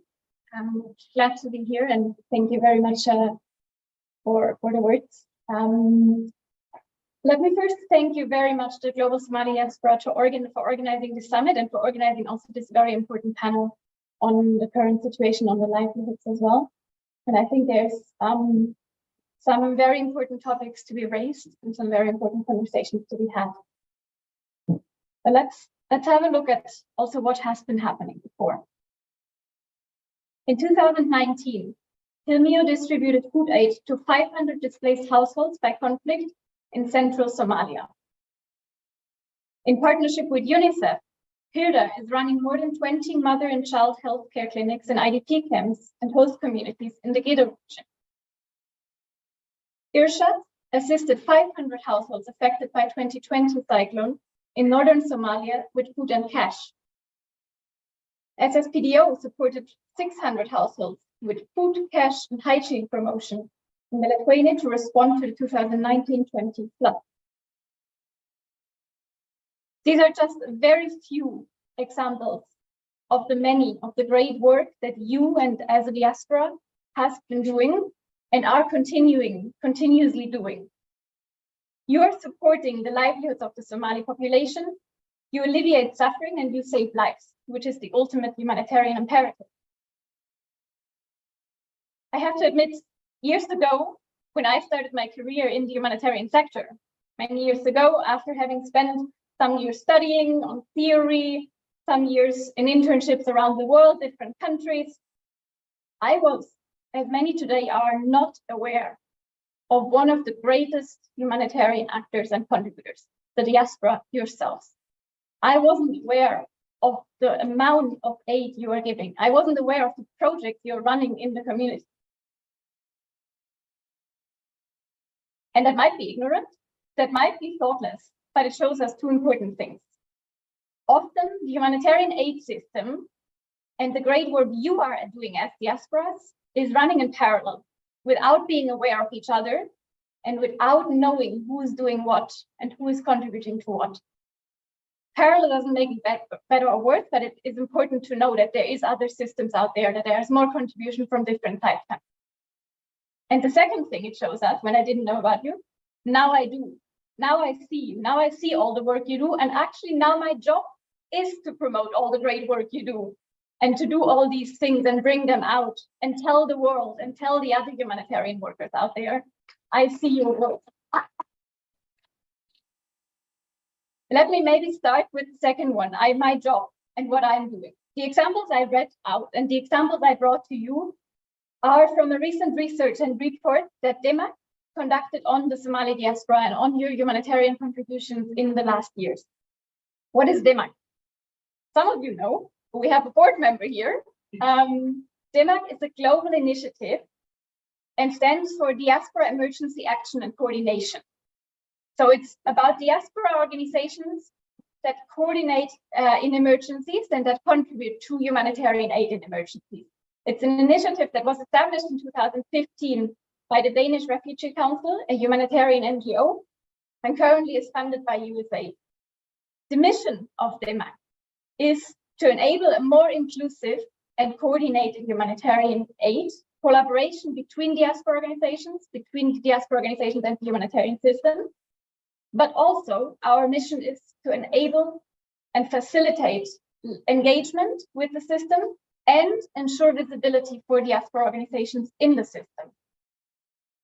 So we do knowledge building, we have case studies, we have research going on, but we also have action, we have workshops, and many of you have been participating in our conferences, in our workshops, and bringing people together. And it is about this raising the awareness, raising the knowledge, creating the narrative. As my colleague from IOM just said, really making the awareness around it, showing that there is more to it than only the negative headline.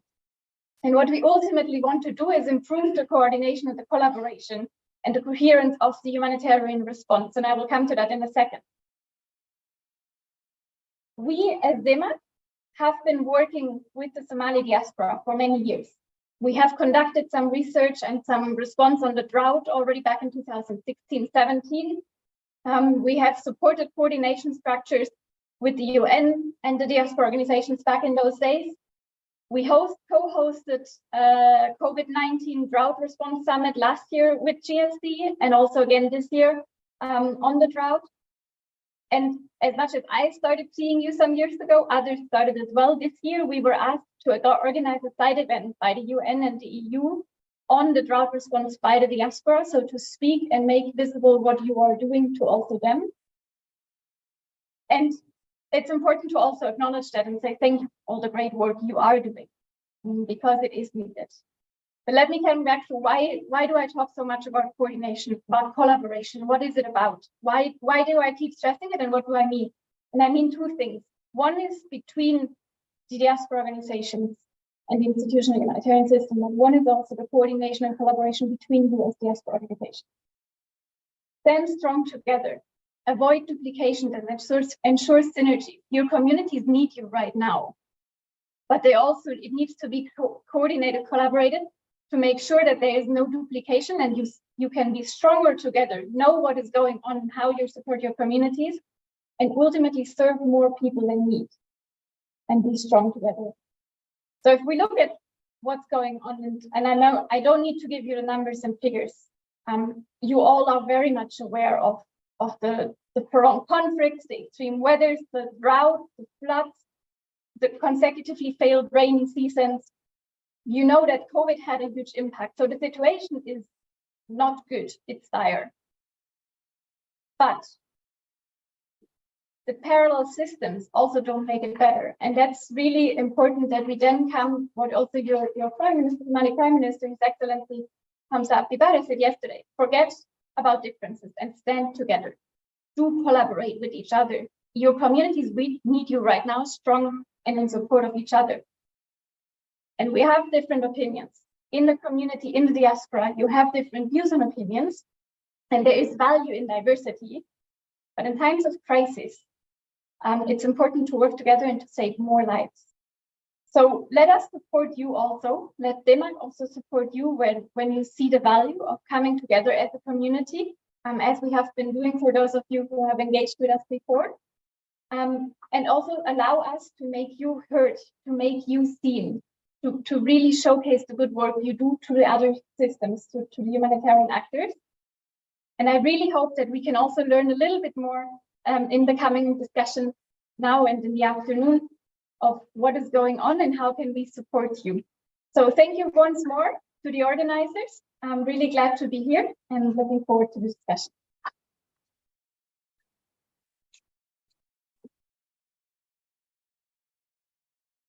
Excellent. Thank you, Alexandra. Very, very good. We have a few key things that I took myself. Thank you for the support of 600 homes in 2019 in the floods. That's a real impact. It might look small, that's changing people's lives and supporting them. But it's really important we carry on. We carry on this theme. So we want to turn it into a panel. So we've done the part of the keynotes for 1 and 2. We want to go into the panel and put this out there. As I said before, these type of discussions just doesn't end here. This is where it starts. We might not change the world today, but we might spark the mind that does one day. It's really, really important. So the next panel discussion, we have a panel lead and 2 panel representatives. So can I have Andres Helge from the DRC representative, and our own Basi Shib, member of the Somali Diaspora Response Team, and also the GSD board member. Can we have you both on the stage to start to look into what we can do to change the direction. Somali is called Wafalanqaini, so gonna start to look into it more detail. Yeah, so thank you. Welcome. And I'm also opening out there. Yes, lead panel. So lead panel always, you see that we always leave we always leave the lead for last. So Ahmed Abdirrahman from Dahbar.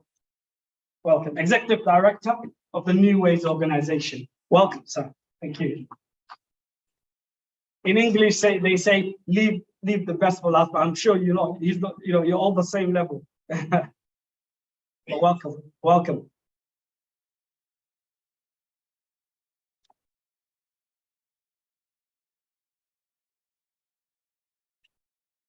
Hello, everybody. Assalamu alaikum. Yes, we should be an interesting panel, and we'll learn more from the expertise we have here, and also I will try to contribute some points. As we are this time focusing on and working with this conference, today we are going to discuss more about those who are affected by the droughts are mostly women and children. And as you know, 4 systems failed more or less, and about 1 million people displaced.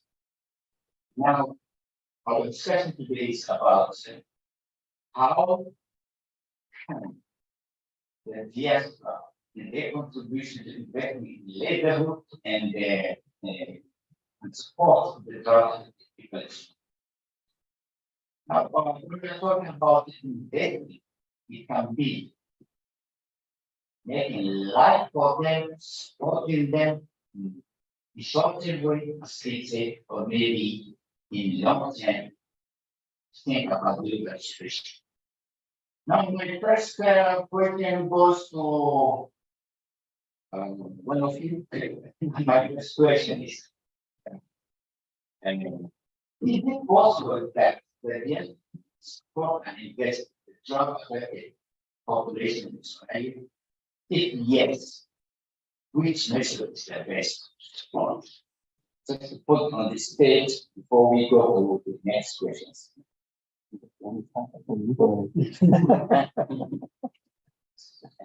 First of all, thank you very much for coming. And I'm the Secretary of Global Somali Diaspora, and one of the main reasons why we established this is to have a united diaspora. And to have a united diaspora enables us to do more.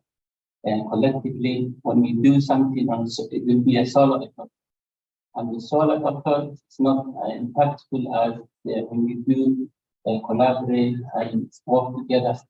As Alexandra mentioned, and now we need to collaborate, to cooperate, and for us to do something from the drought and our effort to be impactful, and we have to have a united diaspora, and our ideas can be different, it's true.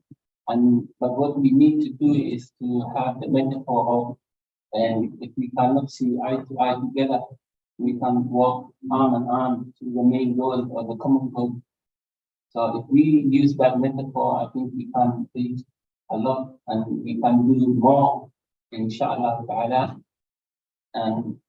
And I think the Somali diaspora can do more, and they have done more, and if we could have done better if we have collaborated and if we have avoided duplication.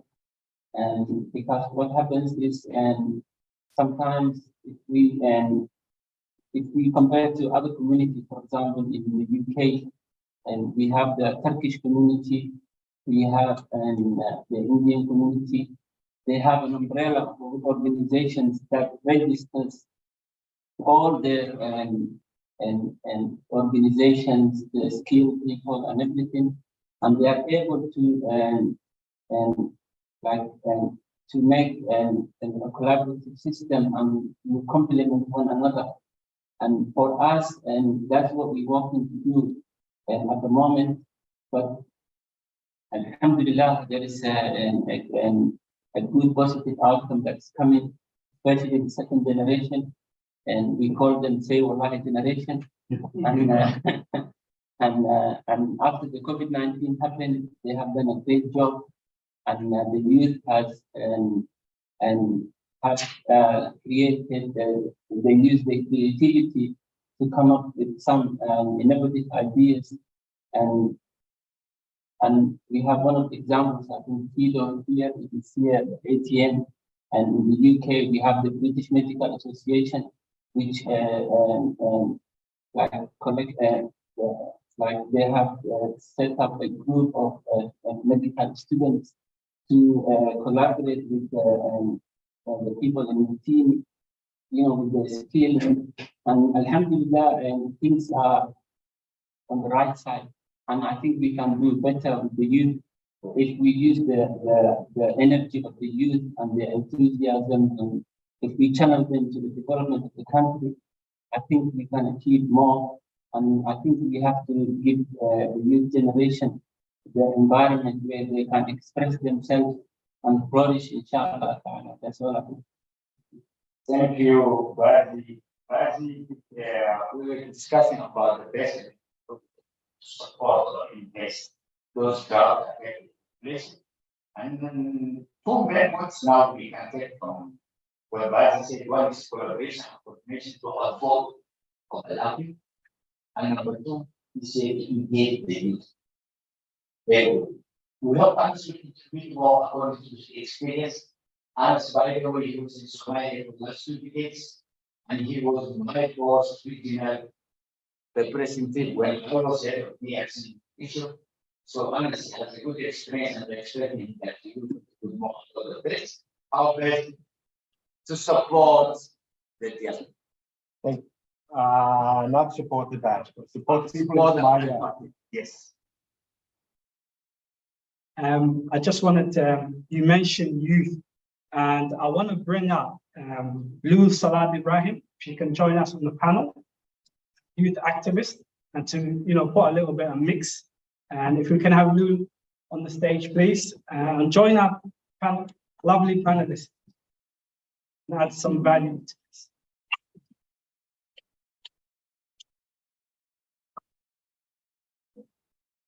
Yeah, Thank you very much. So I think we have more or less 3 different types of actors. Well, I just said, thinking, okay, we have 3 different types of actors. We have the international actors, and then we have the diaspora organizations, and then we have diaspora. Because I do believe that there's quite and when we talk about diaspora, it's something which is not known very much, and I'm learning every day how it's happening, and I'm surprised every day what really is going on, because something is, the organizations, the new ways that, and the other organizations, they are doing fundraising with trying to reach out to institutional donors or trying to raise money from other sources. And then we have the diaspora. When we look in Somalia, where the needs are the biggest, and that to me is in the Al-Shabaab controlled areas, because in Al-Shabaab controlled areas, we, the international humanitarian actors, we cannot go. It's very, very difficult for us to do any kind of support in those areas. We cannot do water trucking. There's not any access for us. For diaspora organizations, there's some access, but it's still very difficult, because once you have sort of the image of being a formal organization coming to these areas, it's difficult to operate, because then tax and then all sorts of challenges will be faced. But those that do act, that do deliver in these areas, it's the families, it's the kinship groups. They have access. And I'm sorry to say, but I think it's the clan-based structures. They can deliver in the Al-Shabaab controlled areas, because nobody else can do. Some religious channels as well support there, but the main actor is the kinship group. And they are reaching a lot of people. They reach the majority of the support given there, I think, is done by, or sure, is done by through the kinship groups in their own ways. And only until recently, I didn't really know much about this, but then I started to just ask Somalis in Denmark, how do you do? Talking to Somalis that supported in Hirshabelle, in some of the places where access is really, really impossible for us. They do it. They just do it their own ways. And informally, with cash, they even do the selection of people who receive the money from wherever they sit, through local structures and through local contacts. So for me, one important challenge is to get some awareness around this, because the awareness is not out there. I only get to know because I ask. Nobody knows to ask the question if they don't have a suspicion that something is going on there. It's so little known what is going on under the surface, and I think it's worthwhile to show to the whole world what is going on, because it really is the most effective way of helping, or what goes on, actually. So, over and out. Thank you very much. Yes, really, those people who are necessarily exposed to it said, be supported and invested. But the way is one aspect of finance, which is still and one is one there, but also the communication is there. So people still the same. The economies, during the job of it. But still, yes, we're going to begin and know kind of how can we reach those who are in non-accessible areas. Let me come back to my points. Once we were distributing food for drug people, and we gave them, those Napoli IDPs, gave them 50 kilos each family.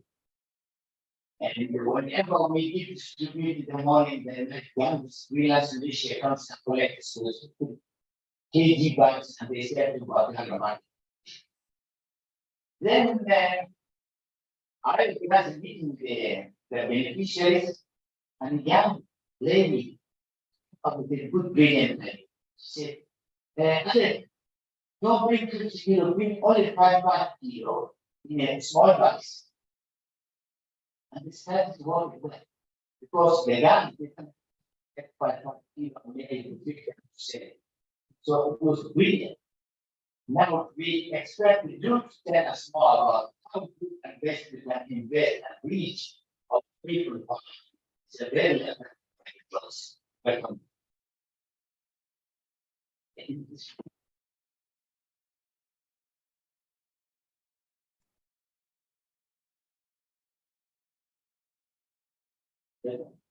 Hello.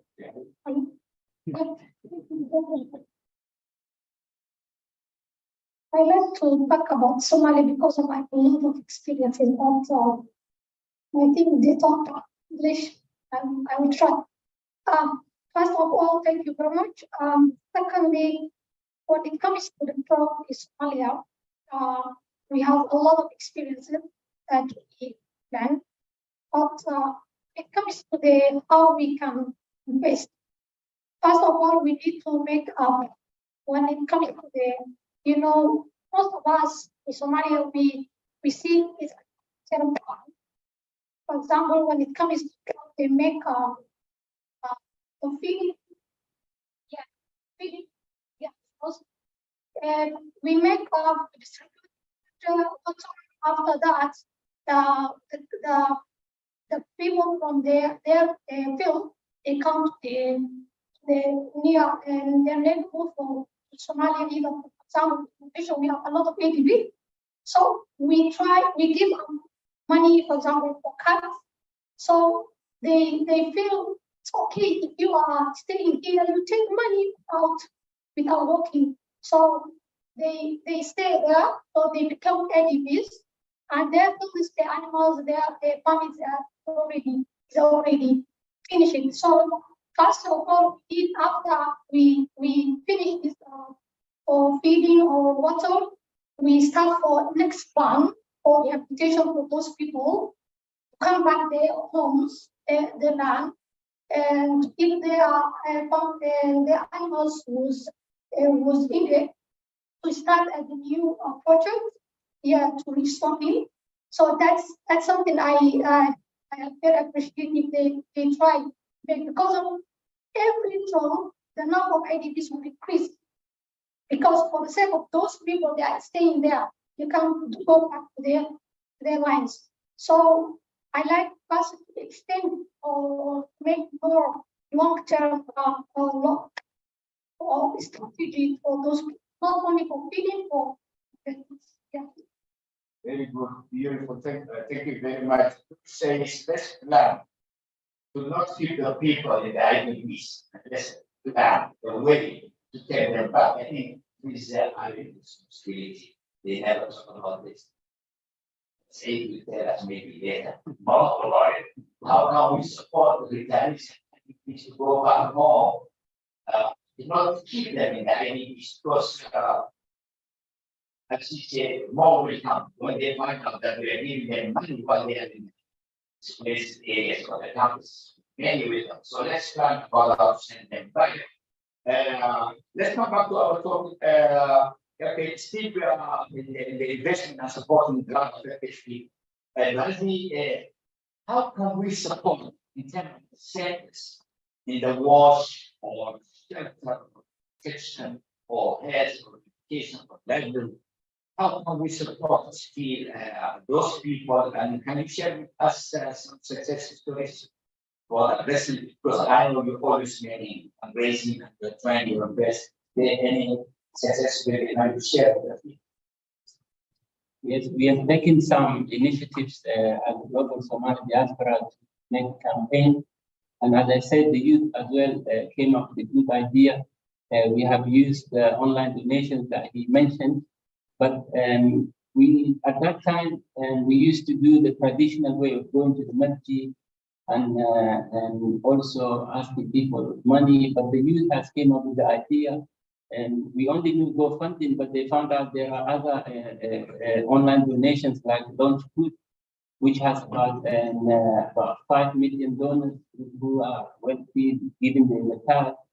And there's also a Muslim giving and online donations, which is used by a Muslim community hugely. There was another donation online and Give Bribe.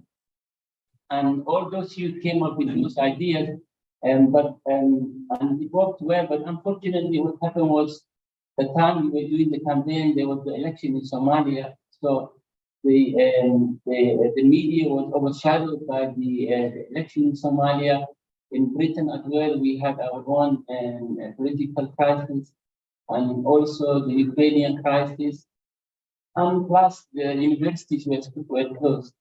Normally, the students have a student union, they have a group of students working together.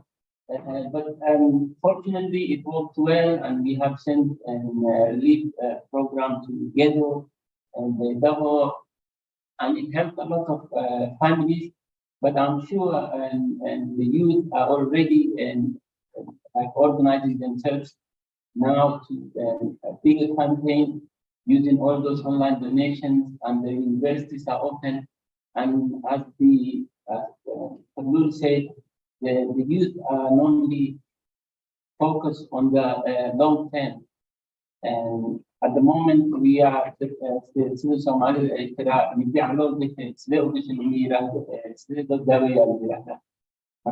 we just healing the wound, but the youth are more future oriented.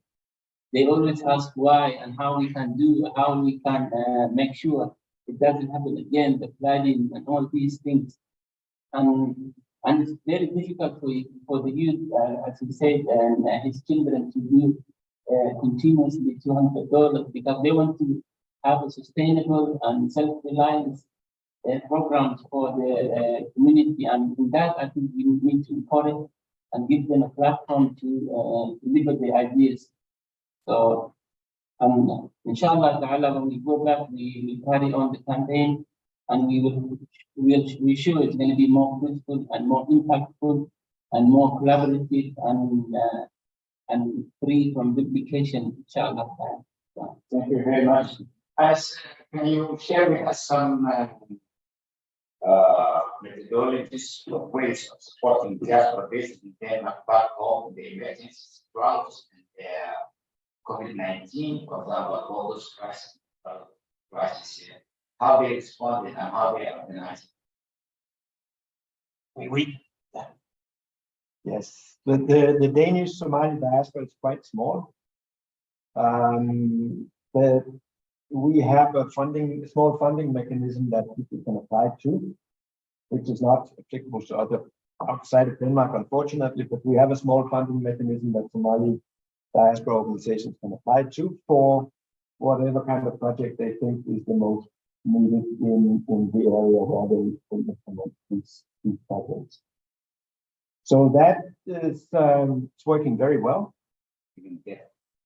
Even there, yes. And then we have also another funding mechanism, which is emergency. And that one is very quick. There's a super quick turnaround on that one. It's not just for diaspora organizations in Denmark, it's for any organization there. They can apply, and then within 7 days, they get a response, and within, I think, 2 weeks, they have the money. And then it's the challenge is to get the money to the right place. But that's a separate story about banks and things like that. Now, we can only encourage you to advocate towards the governments of those countries where you are to do something similar, because unfortunately you cannot apply if you're not based in Denmark. You cannot apply for this particular funding mechanism. So I would be very happy to talk about it and explain more in detail what it is, what the criteria are, and so on. Yes. Thank you. Yes, that was the exchange, is a big one, and you had a great others also. Nuda, my last question for you. Women and yes, they are good, or maybe they are from the war that's going on. Through that, you are contributing to the reconciliation. How can we put the protection of those displaced people who are affected by the jobs, who are in the towns now, next house? How can we improve their protection? Them out going night to the outside to the productivities or maybe that organizing? How can we improve their protection? Women in that areas, most of them they are facing for many challenges, including for sometimes rape or other things. So the only thing that we can support us is to make for skills. Yeah, for example, if you are training for some issues that can support make their normal life, to give their money to support their lives until they get opportunities that or they go up their homes. So women always, Somalia number of illiteracy is very high. When according to the women, is also very, very high. So when they come from their homes, they need to pass it for them to stop them bleeding. For example, they need for food for water, but while they for long life, they need for skills to support their money. So we can do a lot of things, even if we can create for home training. Even if they have children, they can go outside. We can make for home training for inside. We can create for volunteers to support for them the education. So we can do a lot of things. We try. Yeah. Great, that's a very good point. People to train skills so they can stay against it, but not train, but they also to be given starting funds or tools. They should also have an opportunity for mentoring and coaching until they grow by this. Thank you very much, Yusuf. Facilitator says, no, thank you. I really appreciate the partners and the advising, and thank you very much also for you being us. Thank you. Give him a hand.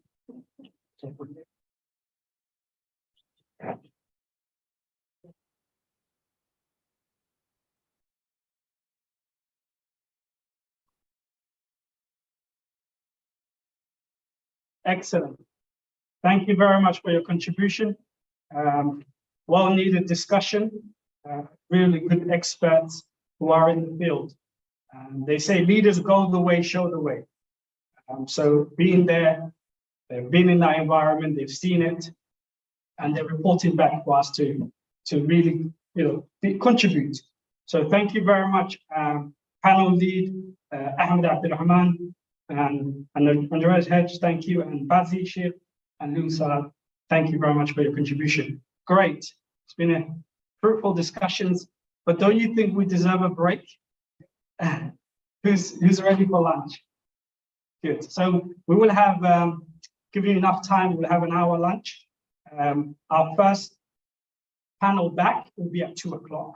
So please, let's look at the time, 2 o'clock, all seated, ready to go. We'll have a panel. Thank you for your contribution and thank you for listening. Have a good lunch.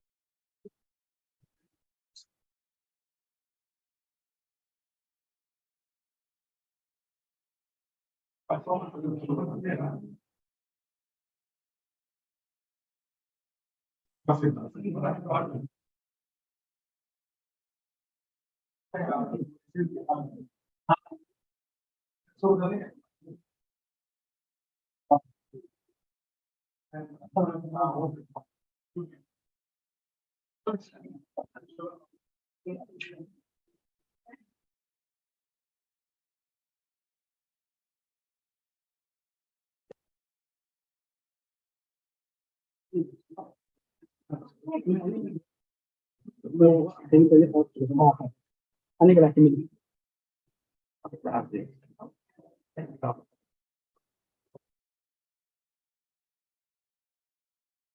hal inaad midaan gelin laptopkiga day laakiin mid on this place ma fadhiyo okay laakiin anta siyaasad kuma jiro alxamdulillah dadka kale ka guuri rabaa haddii kale anyway laptopkiga uu buuxa but there's a risk in hadda ka fudud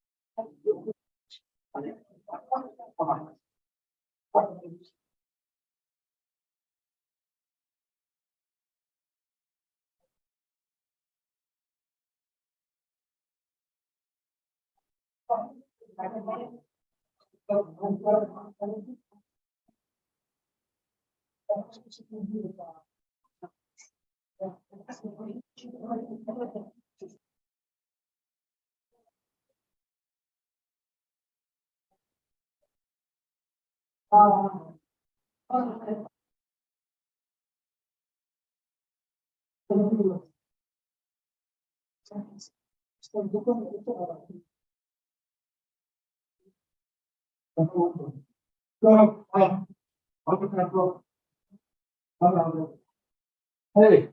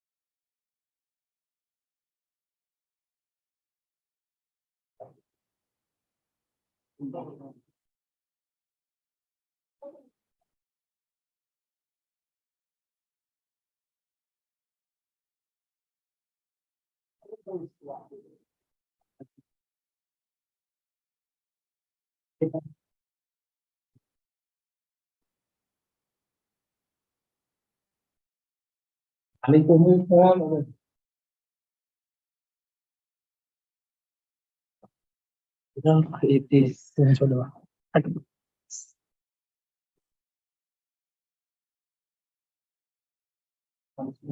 oh yeah, yeah.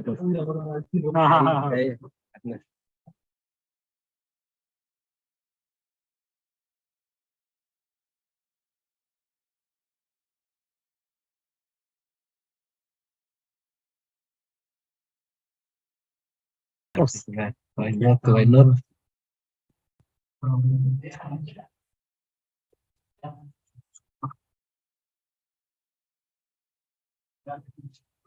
Kalau Selatan aku pegang apa ya? Ya, kalau premium. Ah, sama. Tapi that's what the high cut that yang salat.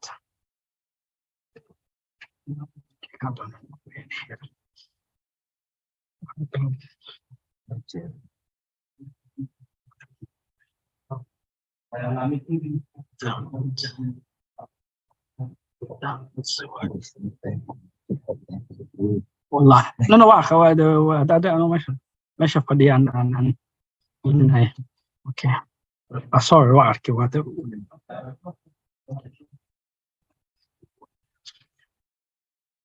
Before one of them, it's perfect. It's perfect. It's perfect. You know, حسنين كلها. يا والله عندها اسمه قبطان عندها قوة اسمه قبطان واحدة يعني كما قاعدة ما يقول الناس فاهم أنا أسيب واحد لين أنا يقعد والحين الناس فقانية قوة الناس في قبطان واحدة هي حدي أحكي لك قاعدة منه حدي يعني يقول الناس كوها الصعب الصعب أوكي أوكي أنا خلاص لازم هذا إصباحية هذا إصباحية صعب صعب كريم مايا كده أنا هيك كلا قاعدة هذا مركب بيزنس بلا بيش حدي هذا الانفورميشن هاي واسيدا سكر ما بتحمل كلر no it's the way لكن waxaad dhihi kartaa soo mastaajinaysa okay fadhi okay try to move with your eyes closed ها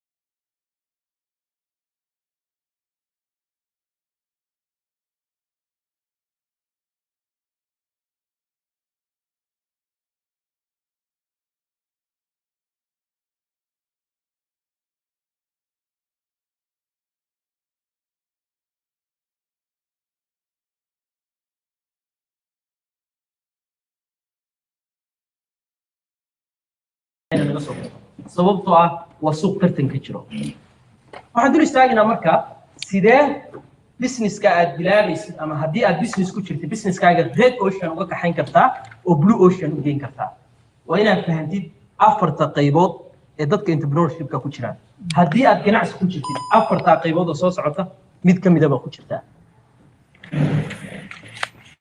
marka u horeysa oo social media-hayga furo aan arko product entrepreneur xayeysiinaya ama ka hadlaya product iibinaya waxaan dareemaa inay tahay waqtigiisa ugu horreeya entrepreneurshipka waa maxay sababta ka dambaysa inaad dareemo sababta waxaan fahansanahay formulada tan productigan buu iibinayaa wuxuu dhahayaa qalinka kan muddo badan buu ku haynayaa wuu fiican yahay gacanta si fiican baa ugu qaban karaysaa far qurux badan buu kuu qorayaa wuxuu isku dayayaa aaminsan yahay productigan iyo businesskiisan keliya wuxuu ku guulaysan kara inuu yahay productigan uu iibinayo imise qof baan gaari karaya haddaan qalin iibinayo imise qof baan ka iibin karaya qalimaanta tan dad kooban baan ka iibin karaya laakiin qofka qalinkaas warshada laga soo saara ama kabedel soo saara qof yaqaana miyaa jira may qof yaqaana ma jiro xagee kasoo iibsateen dukaanka kasoo iibsateen laakiin dukaanku ma samayn productiga marka haddii aad rabtid businesskaagu inuu next level gaaro waa inaad ka guurtaa levelka kan ka hormartaa see ugu horumaraysaa waa inaad xog haysaa waa inaadan ku qancin meesha aad joogtid maanta ganacsiyadeena waxa dib u dhigay waxa weeye lacag bay kasoo saarayaan businesskii lacagta businesskii laguma celinayo isagaa qofkii cunay isticmaalaya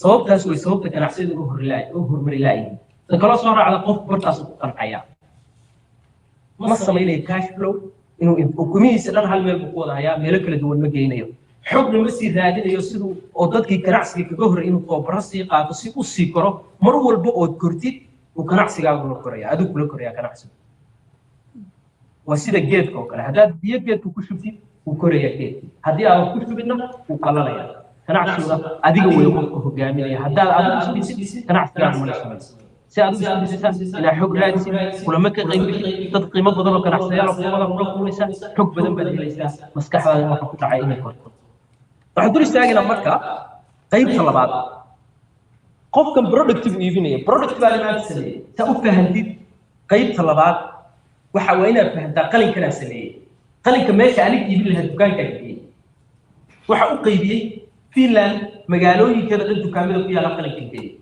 imise qof baa dukaankaa soo boqda maalin walba oo alaabta iibsanaya dadaal u badan adiga inay bartaan muhiim maaha muhiimaddu waxa weeye inay qalinkan ka iibsadaan meelaha laga helayo oo dhan businesskaygu marka productiga jooga oo mainsetka productiga haystay iyo markaa levelka labaad joogay keebuu korayaa markaan qaybiyey productigayga wuxuu korayaa oo dhaqaalihiisu kor u kacayaa markii aan qaybiyey productigayga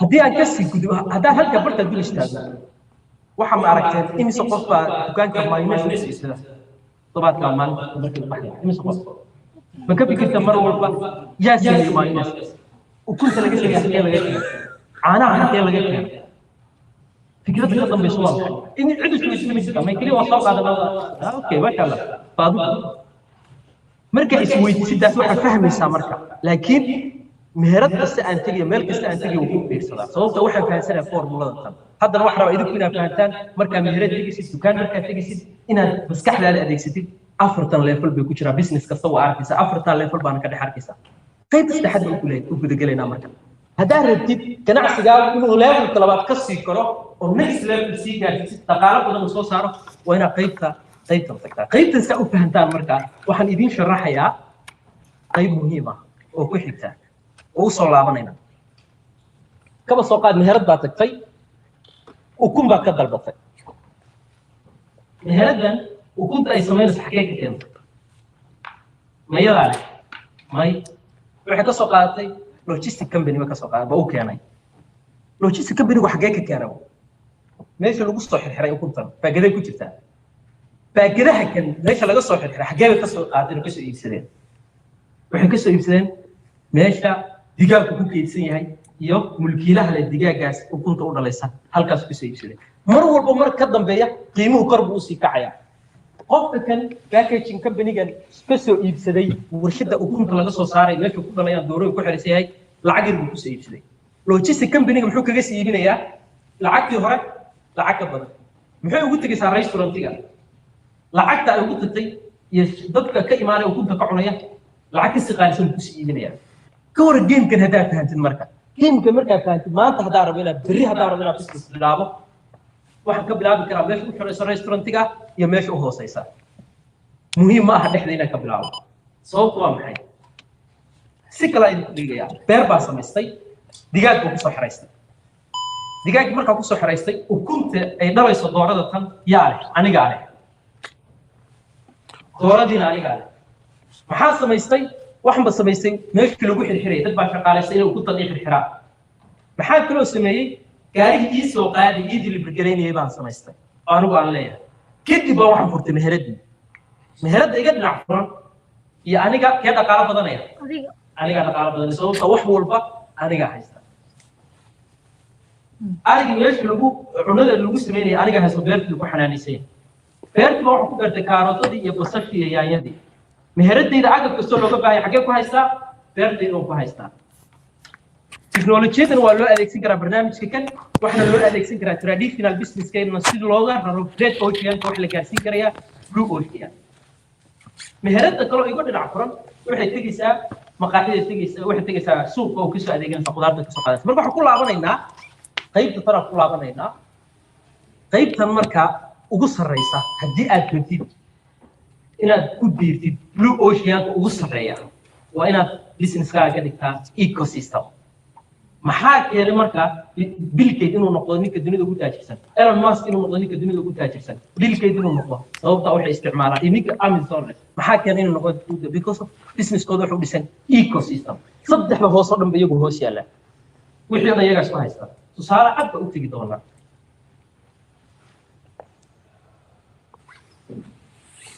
Apple ecosystem imise qof telefoon haysta iPhone hada imise qof dhigi iPhone ka haysta imise qof saacad xiran ecosystem xayndaabkoodii baa ku jirtaa maxay dhisteen Apple xayndaabkeedii baa ku jirtaa maanta ka soo qaado kale telefoon uma baahna wuxuu u baahan computer baa u baahan magna soo iibsado iyaga ka soo iibsanaya telefoonka iyo computerka ay soo xiraya saacadoodii baa iyaga ay haya chargerkii baa iyaga go'ay iyaga ay haya maxay ka fikireen hal product hadday soo saaraan dadka wax laga yaabo isku baahan telefoon kaliya computer ba u baahan tahay waa ku haynaa eega u baahan tahay waa ku haynaa saacad ba u baahan tahay waa ku haynaa maalintii intaas oo producti haddii mid la iibsan kuwa kale la iibsada aad loo iibsadaa saasuu businesskooda u koray sababtaas weeye sababta ka dambaysana sababta waxay dhisteen hal product kaliya ma ekaan ecosystem bay dhisteen xayndaab ecosystemna dugsiga sare kusoo dhigatay dhanka marka laga hadlayo sayniska marka waxaan guda gelaynaa Samsung sidoo kale u dhisay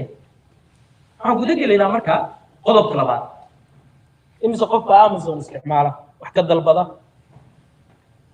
xayndaabkooda ku jirtaa mise xayndaabkooda ugu jirtaa maxay samaysaa Amazon maxaa keenay inuu noqday ninka labaad dunida ugu taajirsan uu yahay sababta ka dambaysa waa maxay waa tusaalayaal cadcad ecosystem bay isticmaalayaan tartanku ku jira intuu saar qaybta u horeysa ku bilaabayna isaga halkaas ku jira ecosystemkiisa xayndaabkiisa muxuu sameeyay wax walba oo dhan isaga website isaga samaystay productii uu iibinayaa maanta daarabta gurigaaga inaad layr kusoo xirtisaa ka dalbanaysaa layrkii haddaa computer meesha ka dalbanaysaa book haddaa rabti meesha ka dalbanaysaa everything buu sameeyey muxuu hadda kula jiraa marka tartan businessyada dhan haddaa ujeedaa sawirkeelo geeskana inta business uu rabo sanadada soo socda qaarkoodna hadda uu ka saaray suuqa sanadada soo socdana uu rabo inuu suuq ka saaro dhinacaasa ka arkaysaa Netflix hawadu ka saaraya sababtu waa maxay hawadu uga saaraya sababta system ecosystem buu dhistay xayndaab buu dhistay xayndaab buu dhistay waa maxay wuxuu haystaa customer iyo client buu haystaa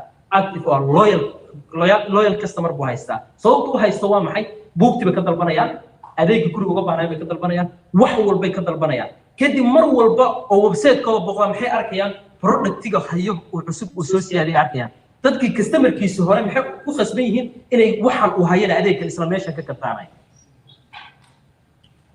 Netflix sababta hawada uga saaray waa Netflix hal product kaliya haysaa wax kale haysaa filmada kaliya inay soo gelisaysaa wax kale ma haysaa laakiin Amazon waxa ay everything ka u baahan tahay meesha u socdana waa maxay logistic company-ga hawadu ka saaraya health care buu xataa uu sameeyaa hadda u jeedaan sawirka geeska kor haddaad fiirisid wuxuu ka saarayaa muusigii oo dhan buu samaystay everything buu samaystay uu rabaa inuu hawada ka saaro payment wax walba oo nolosheena asaas oo teknolojiyada ah uu rabaa inuu waxa weeye businessyada dhan challenge karayo sababta lama tartami karaya hadda muxuu rabaa inuu haddaad rabtid inaad website Amazon wax ku bixisid isaga waa inaad systemkiisa isticmaashaa lama tartami kartid sida kaliya kula tartami kartid waxa business ecosystem inaad dhisatid iyadoo wax u baahan tahay dhaqaale badan iyo waqti badan iyo aqoon badan inaad geliso information sababtaas way sababta dunida ku maamulayaan sababta ecosystem bay fahmeen istaraatiijiyada hadda ka hadlay waxaan guda gelaynaa marka personal branding iyo business branding keeba xoogan inta qof oo aaminsan inuu personal branding iyo ama business branding labada personal branding inuu xoogan yahay ka aaminsan inuu qof aaminsan gacanta taag okay into business branding inuu xoogan inta qof aaminsan gacanta taag okay personal branding iyo business branding waxa xoogan personal branding xoogan sababta ku xoogan waa maxay saalo waxay ku filan Elon Musk haddii maanta aniga business soo bandhigay laakiin leeyma yaqaano productiga aan soo bandhigana waa product muhiim ah kaba soo qaad shampoo soo bandhigay cidi aaminaysa midada WhatsApp Facebook website aniga aan leeyahay samaysto cidi garanaysa ma jirto sababta branding ma dhisna laakiin haddii aan productiga isla aniga aan sameeyay aan dhigo leaderka dadka dhow ka soo iibsanayaan sababtu waa maxay sababta leaderku branding isa dhisan ama si kale hadaa ku dhigo Elon Musk hadduu maanta soo saaro shampoo ba ka wada wala iibsanaya sababta branding isa dhisan branding ma dhisna ila baan soo farqiga marka businessku wuxuu hoos yimaadaa personal branding marka adigu aad dhisan tahay baa iraahday businesskaagu wuu dhismaya maxaa ka wada adigu markaa dhisan tahay magacaagu wuxuu dhisan yahay mindsetkaagu dhisan yahay xogtaaduna dhisan tahay gunaanadkii baa ku jiraa Elon Musk wuxuu sameeyay ninka maanta dunida ugu taajirsan barafuun inuu qof maanta Soomaaliga oo ganacsada ka fikirayay million iska badaaday millions haysta billion hadaa ma gaarin millions haysta oo ka fikira barafuun soo saaro yeeshay inta qof ma jiro haadum okay oh washaaga tusaalaha ka hadlaya 99 baa ka hadlaya 99 uu ka faanay wuxuu leeyahay maaniga waxaasoo la yeelata maxaa barbu maxaa nagala sheekay muxuu ka fikiray ninkan marka wuxuu ka fikirayaa dunida maanta anoo hurda anoo seexanaya anoo soconaya anoo shaqo kale ku jira sidee baan cash flow u sameeyaa saddex level bay marka dunida ku jira gudaha soo gabagabeynaya waa maxay saddex level dunida ku jiraan kow dad way yaqaanaan lacag si loo sameeyo balse sida loo hayo ma yaqaanaan sida loo maaray loo guriyo lacagtaasna ma yaqaanaan dadka labaad way yaqaanaan lacag si loo sameeyo sida loo hayo waa sababta tabaqada dhexaad ugu jiraan ay soo dhaafay dadka saddexaad way yaqaanaan lacag sida loo sameeyo sida loo maaray iyo sida loo double gareeyo sababtaas way sababta ku taajireen dadka tabaqada hoose ku jiraan sababta tabaqada hoose ku jiraan waa maxay sababta waxay yaqaanaan sida lacag loo sameeyo sida loo maamulo ma yaqaanaan sida loo guriyo ma yaqaanaan ishu marka 15 maraysana koontadoodu waa eber sababtoo ah waxa weeye waxay ku fikirayaan inay soo gotaan dhar cusub inay soo gotaan shopping cusub kama fikirayaan investment iyo sidii ay dhaqaalahooda u sii korin lahaayeen sababtaas oo arkaysaa qof 10 sano hal meel taagan aan koray sababtuna wax kale maaha qofkaasi inuu qof waxa weeye xog u sameeyo waxaan markii kula talinayaa inaad xog raadisaan si aad dhinac kasta ugu korto noloshaada Elon Musk wuxuu sameeyay 6 bil ka hor wuxuu soo saaray barafuun imise qof la socdo barafuunka soo saaray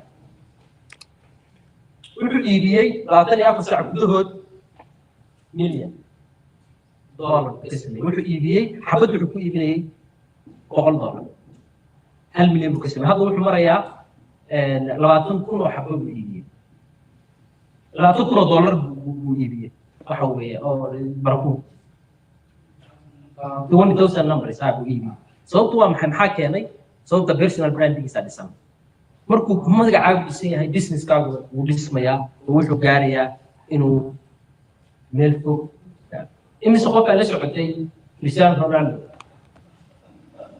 Coca-Cola ma taqaanaa intay hoos u dhacday markuu hoos dhigay oo biyaha kaliya uu ka qaaday intay stock marketka intina la socoto imisa bilyan bay khasaartay Coca-Cola ya 2 billion okay imisa qofka la socota stock market inta hoos u dhacay imisa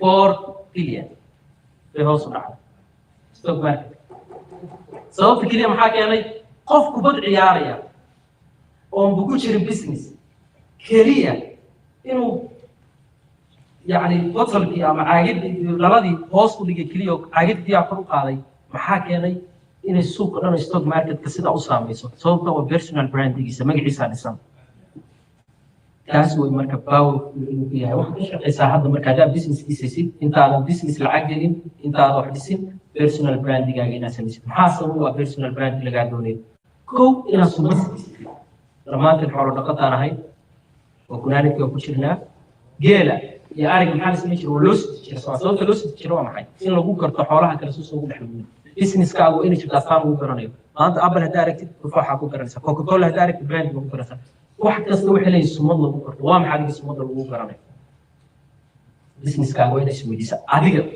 الله غير عنها وأنا براند كاسم ستا وأنا استوحى له هو كرنيو نيش كاغو وأنا سويكا وتوبي كده مرة بينا نحكي وحكسو قبل يا مركب كودانة أنا بقينا كسر تبجمعيو أدنى وما حسنتهين وحركينا يا إن الحب كهشان موضوع كهلي أحربا كلينا كسر كنا له هدي أدرب ماشي عرفتنا كذا قاضي وإن الحب هذا تتكملشن شو ما تصير حكم يعني كلي وحب ليه وحب إنفورميشن هذه حاجة حب كهلسا هذه تدوح عن كابه الرئي سئات حب كهشين وحلناها قب أما إيجوس إنني dhibaatada ugu weyn oo dadka ganacsiyadoodu hooseeyaan hoos u dhiga waxa weeye qabka qof walba wax ka baro weydii qof walba wax ka baro dhageyso su'aalo weydii maxaa kale businesska inuu guuleysto maxaa isiin karaysaa tala isii waxaan anigu hayn qof kala haya qofka uu xusan hayn anaa marka sidaas businesska ugu isla ku gaari aad baa u mahadsantiin intaas ku soo gudaaday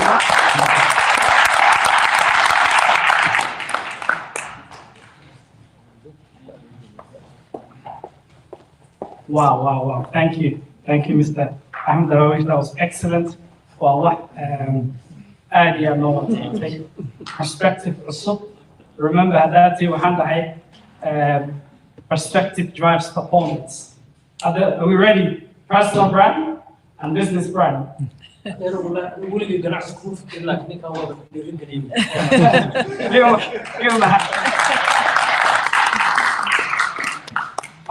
So for those that did not understand the English language, the Somali language, speak English, I'm going to try and touch on it. Ahmed Darawish is an author, financial trader, and has a lot of skills for business. He talked about something called the blue ocean and a red ocean. Blue ocean is a new territory. Have you ever seen when it snows? You are the first one to walk on that snow, right? You can see your footprints. Same thing. A new environment that's never been tested. That's the blue ocean. Red ocean, you've got competition. Competition is healthy. But blue ocean is a new innovation, new environment you can build on. He touched on that. Understanding that and understanding the power of your business. He talked about an ecosystem. Ecosystem is based on owning everything, ownership, your distribution, from selling a product. If you own a product, it's great. But do you own the distribution? If you own the distribution, it's great. Does your product bring value to the people?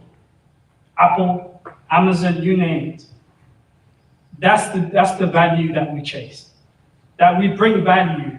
You see, if you think about you yourself personally, what value you bring to your community. What do people know you for when they think about you? So your product becomes addictive. Can't live without it. That's when you have value. Your product has value. People buy it without thinking about the price. That's why they line up for Apple for $1,600 they will pay, and they will line up 5 in the morning when iPhone 14 gets released. They're not worried about their time. We say time is money. They're not worried about their money, because that's a lot of money, but it's the value you created. That's what Ahmed Darawish talked about. And then finally, when you get them and they understand the value of that product, and they'll put that shiny Apple Mac on the table. Have you ever seen an Apple Mac Pro laptop with a sticker on the Apple sign? Has anyone ever seen that? Everyone's proud to carry it with the Apple sign, because they believe they're a part of that. And finally, the ecosystem.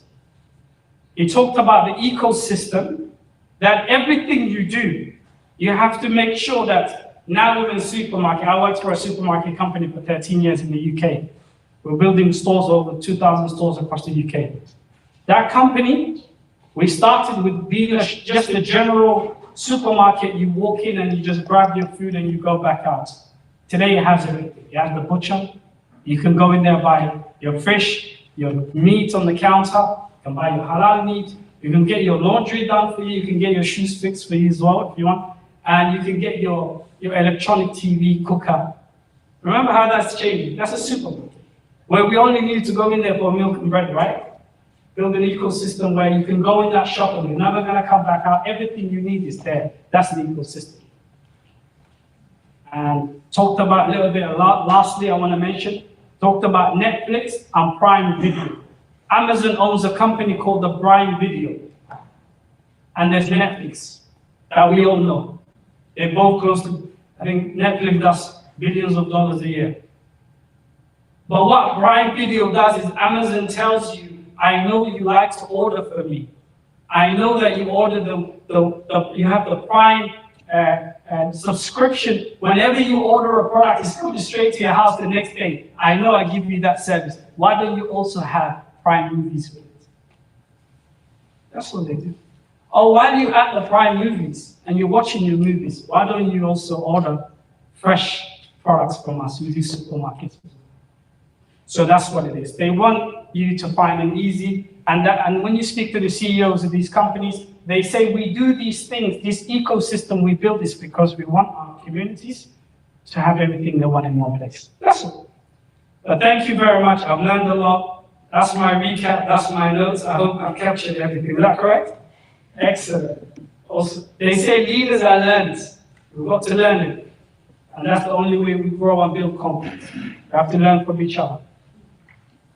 So I'm so excited, I don't even know where my notes are, my other notes. So excellent. So now, we have a great entrepreneur who also has to answer, who can answer how he built an IT company, changed it to remittance, serves thousands of people. His name is Mustafa Osman Ibrahim. He's part of the Galaxy Transfer Company. We want him to come and share a few words with us because we're celebrating entrepreneurship. We want him to tell us a few things of what's new, what's coming, and what he's got to offer for us. We look forward to hearing from him. Without further ado, can we have this plan? Mustafa,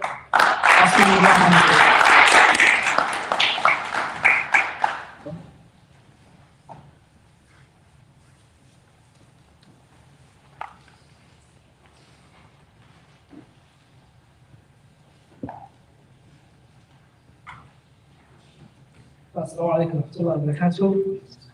معلومة رسم ولكن كنت أقول حول هذا الشغل. وعلى هذا اللي عملك هذا لنا مثل رقم محدث كلا global justice كنت لقاطع سواء سلطة ولا حيوان أصلي أو ضبع الحيوان. كنت الصومالية اللي كان أو العمال عليه هاي صعب على البيت. شخصي قال استحال أنا مقاعد مصطفى وحكمل على الشنطة من البداية أساسي 2015 كنا بشكل أساسي وحياة نقول يرجعين وحكمل لا والله مرة هاي مع شطور مرة واحد كيف كان يبغى تذكر يغسل كيف هو اللي ولا يصير بدل ما يشتري أو صلاة يستني ممكن كان عشان لقى حواليه خاصة اللي الباسوي بحول لها هيستي كان 2012 في بالعزيز لا الباسوي كاسي ما كان عسوي جد محاكا أول كذا مع الوقت محاكينا مع تغيير أيو سيستمير اللي شو نبغى نقولين ما أربع حاسي مكان كنت هذا بنوعها بنوعها كأولا تقول بدي قصة بدي أنا وح بدنا نحب نكاين لكن سماه عندك يجي الرجاء بعد كانت تشتغل في عقوبته تكون ثلاثة عظمة مثلا ضد هاي الجريدة أنا بروح أنا أقول هذي بس سوف هاي تموجي الدوخ ما يلعب في الفيس كان تقول هاي سويدن وميلها innovation استوبوها Spotify تقامل landscape تقامل marka waxaan isleeyahay kuwaas oo bilaabay wax badan bay soo kordhiyeen idinka wax badan bay soo kordhiyeen I think inaan ahayd dhalinyarada Soomaaliyeed innovationka ugu horeeyay Scandinavia waxaan imika shaqo qan ku bilownay Somali Diaspora wax ka shaqeeya boqol ilaa 400 ilaa 40 qof oo Soomaaliyeed oo ka shaqeeya waxyaalaha runtii aad runtii maskaxdayda qof walaalka ayaa runtii qof kale bini'aadam ah maanta project sahayna la shaqeynayo waxyaalaha ugu qiimaha badan qofka bini'aadamka waxa ka mid ah xorriyad ka war haddaad xorriyad isku hesho aad hesho dhaqaalada marka qof walba ma helo ilaahay baan ugu mahadcelinaynaa chance-ka maanta waxaan siiyey dadka Soomaaliyeed runtii ku mahadsan runtii waxay noo muujiyeen taageero aad u ballaaran runtii ka dhageysanay beeshka iyo sida uu mobile money u shaqeeyo taas runtii wax badan loo baahnay laakiin se wax doonaya inuu gabadha runtii aan ku dhiirigelin waxa weeye inaan bulshada Soomaaliyeed lacag badan bay u diraan runtii waddankeedii iyo meelaha ku noolahay sida Kenya sida Ethiopia kale lacagaas way ka badan tahay 200 oo milyan oo dollar bishi sanadka waxa weeye 2 billion dollar oo ka sii socotay marka 2023 marka waxaad arkaysaa in lacagtaasi ay nolol haddii lacagaha maanta ay ku bilahay I think waddo badan ka horeeya xaaladda maanta ku jirto ku joogta ayaa qiimeynka haddii lacagta ay wadamaan naftooda ka jabta hiladooda la qaybsan lahayn wax badan oo shaqeysa dhinaca barashada markaad eegto waad ogtihiin oo qoys ahaan bay isu taagan xagga waxbarashada iyo dhaqaale ahaanba حقي هو وشاف نفسي قبيلتي من السالمة غير مولي هو غير كون يعني إذا كان مركا وكل ما هسنتي هي كنا أول شيء كذا كون هيسام هلتا وين كوتشيو ولما حكوسي دي ذكر لنا هاي أنا لا ويصدق كسماء الصوص دي لو ماشي كم حاب الدنيا لا من كل هذا دول مثلا في دقائق والله هي يوم هيسمع وحين صوت كيما والنصر شباب هيسمع وضع من بين السلام وكاين قالها عندي ما اقول لها كنت نو كيما تيجي الله يقول لها تيجي الام الله هي انه وي وكاين مو ان تحول صار لكن زي ما دام هكا شغله حيوان يقول كنا فوق نحكي قبل كنا حكمنا عن ان البرنامج ويوم العقل لكن زي البرنامج إن ذكرتي وحتى أنتي وحكم حكنا فاكترف قف الشد ربنا العالم كوز قبل شد قبل شد ولا كانوا تتصدق على أقصد هذا أبدا كذا فهذا كل شيء أحيانا كانت تقول لي حكم إذا ودك أنا كيف كم قطع نظام أو سوى سؤال قلت لي بسماية متشلون لها مش نلاقي حتى إذا نزلت كبر المشي أيضا أيضا سواء دولة دولة قبل الكل واللي يعني كبر أما ورقة السنية نشنا أيضا ورقة السنة دولة مصفاة شكرا أصدق هذا قيمة في قانونك وحيا بعض الناس زي كبيرة إلا هذا نشنا أيضا فكأن أيضا كنت بحساب عقد الاختيار والدرس يعني شنطة الدولة بس كنت هذا قفك وسكر كأي نصوص بس marka arintaasna wax aad u jeclaan lahay inaan baataan waliba enterprise aad u xoog u majiro shaqada ah marka inaan dadkina ku dhiirigelisaan ay waqadaha soo socdo sababta baysaan ka baxaya way inaan jeclaan oo dadna beertaan wadakayna duruufaha ku soo socda ilaahay hangaliyo laakiin sayna ay gudbeen qof walba guriga ka yimid qoysku ka yimid gurigooda hortooda geed iyo labada ku beero ehelkii iyo familiesna ku yidhaahdo geedkii ma walaalisay iisoo sawir xaaladiisoo ka maraysaa sirig lagu xidho la daryeelo waayo qof walba oo jooga geed abuuro ama geed u beero runtii nolol ba abuuray dadku waxay helaynaa roob helaynaa runtii deganaashiyo marka aad ba umahadsantihiin lacagta dira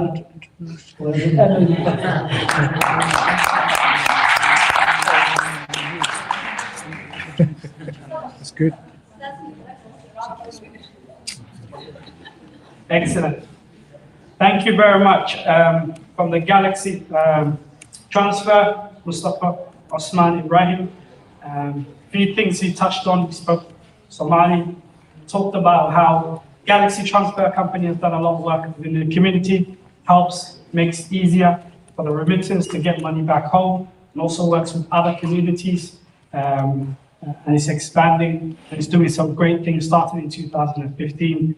And we're grateful for entrepreneur innovation. There's some great things coming as well. And they're developing their app that you'll be able to pay, similar like Apple Pay, straight on the app, which they're making it easier. Hopefully that's going to come through in 2023 and etc. Some great stuff.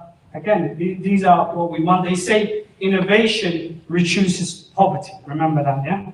Innovation reduces poverty. The more we innovate, the easier it comes for our community. Good, so again, we're on entrepreneurship, innovation, and trade between East African nations. So now we're going to go to the panel. I hope you guys are ready for fruitful conversations. The necessary steps, so this is the theme for the panel. The necessary steps Somali diaspora need to take to support entrepreneurship, innovations, and trade between East African nations. Very, very important. The role of the media in informing and educating the public about the positive and more effective entrepreneurship. I think I had someone say once that we have to paint the picture that we want the world to see. We've got to be responsible for that. And how that media plays, and the innovation and trade between African nations, East African nations. So I would like to invite to the panels. The first would be media role. Idil A. Osman, lecturer at Leicester University. I'm from the UK, so Idil is one of our own. She's an excellent in her industry. So we would like to invite Idil to the panel, please. If you can come on the stage. Also, Professor Abubakar Warsame, lecturer at University of Sweden. And he can come on the stage as well, he's here. And also, Sheikh Mustafa Ali, scholar, lawyer, motivational speaker, and an entrepreneur. He's not here. And Malyun is always ready, don't leave the room. And also, Malyun Hassan, chairperson, founder of the United Youth Initiative Association. If you can come on the stage as well, please. Excellent.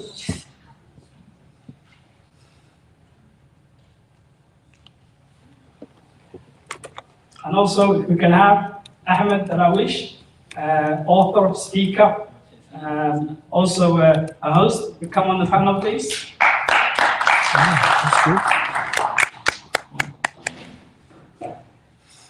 Excellent. So we're gonna have fruitful talks in terms of what we're gonna talk about. As the lead question is the necessary steps Somali diaspora need to take to support entrepreneurship, which is the topic. And then the role the media plays in informing and educating the public. Good. And we have a lead panelist, also Fido from the Somali Anti-Trial Movement and Somali International Awards. In English, we say the leader, but in Somali we say Gudomiye. So we have Gudomiye.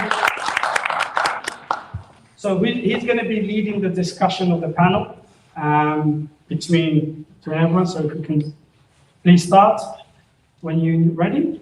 Thank you for your cooperation.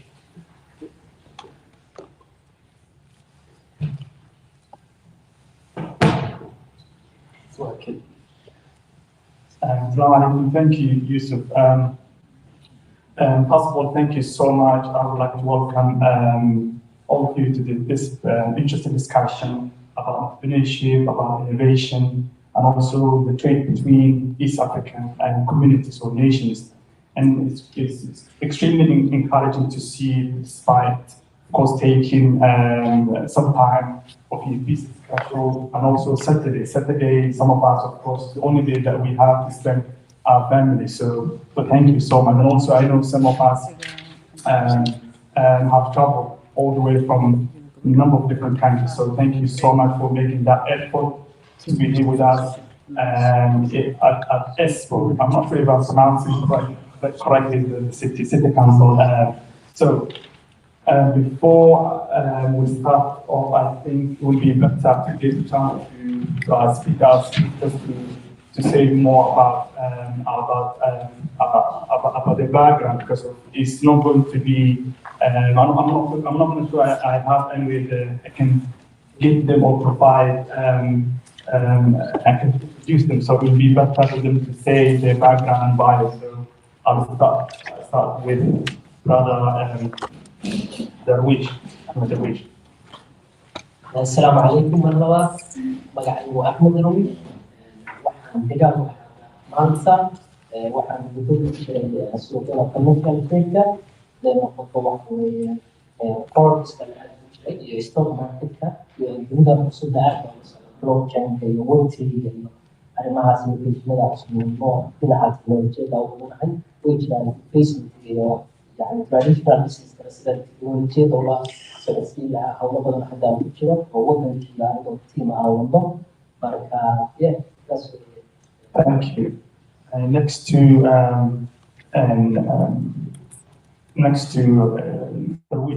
Dr. Idil. Welcome. I'm not sure if this one is switched on. Is it switched on? Yes.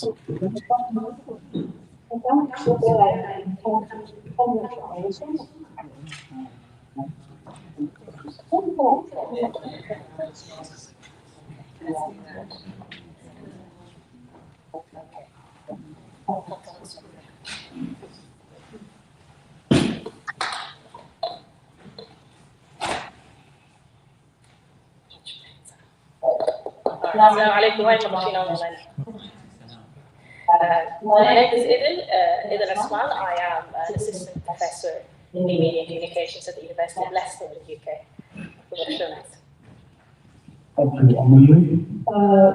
Assalamu alaikum. My name is Somali Hassan.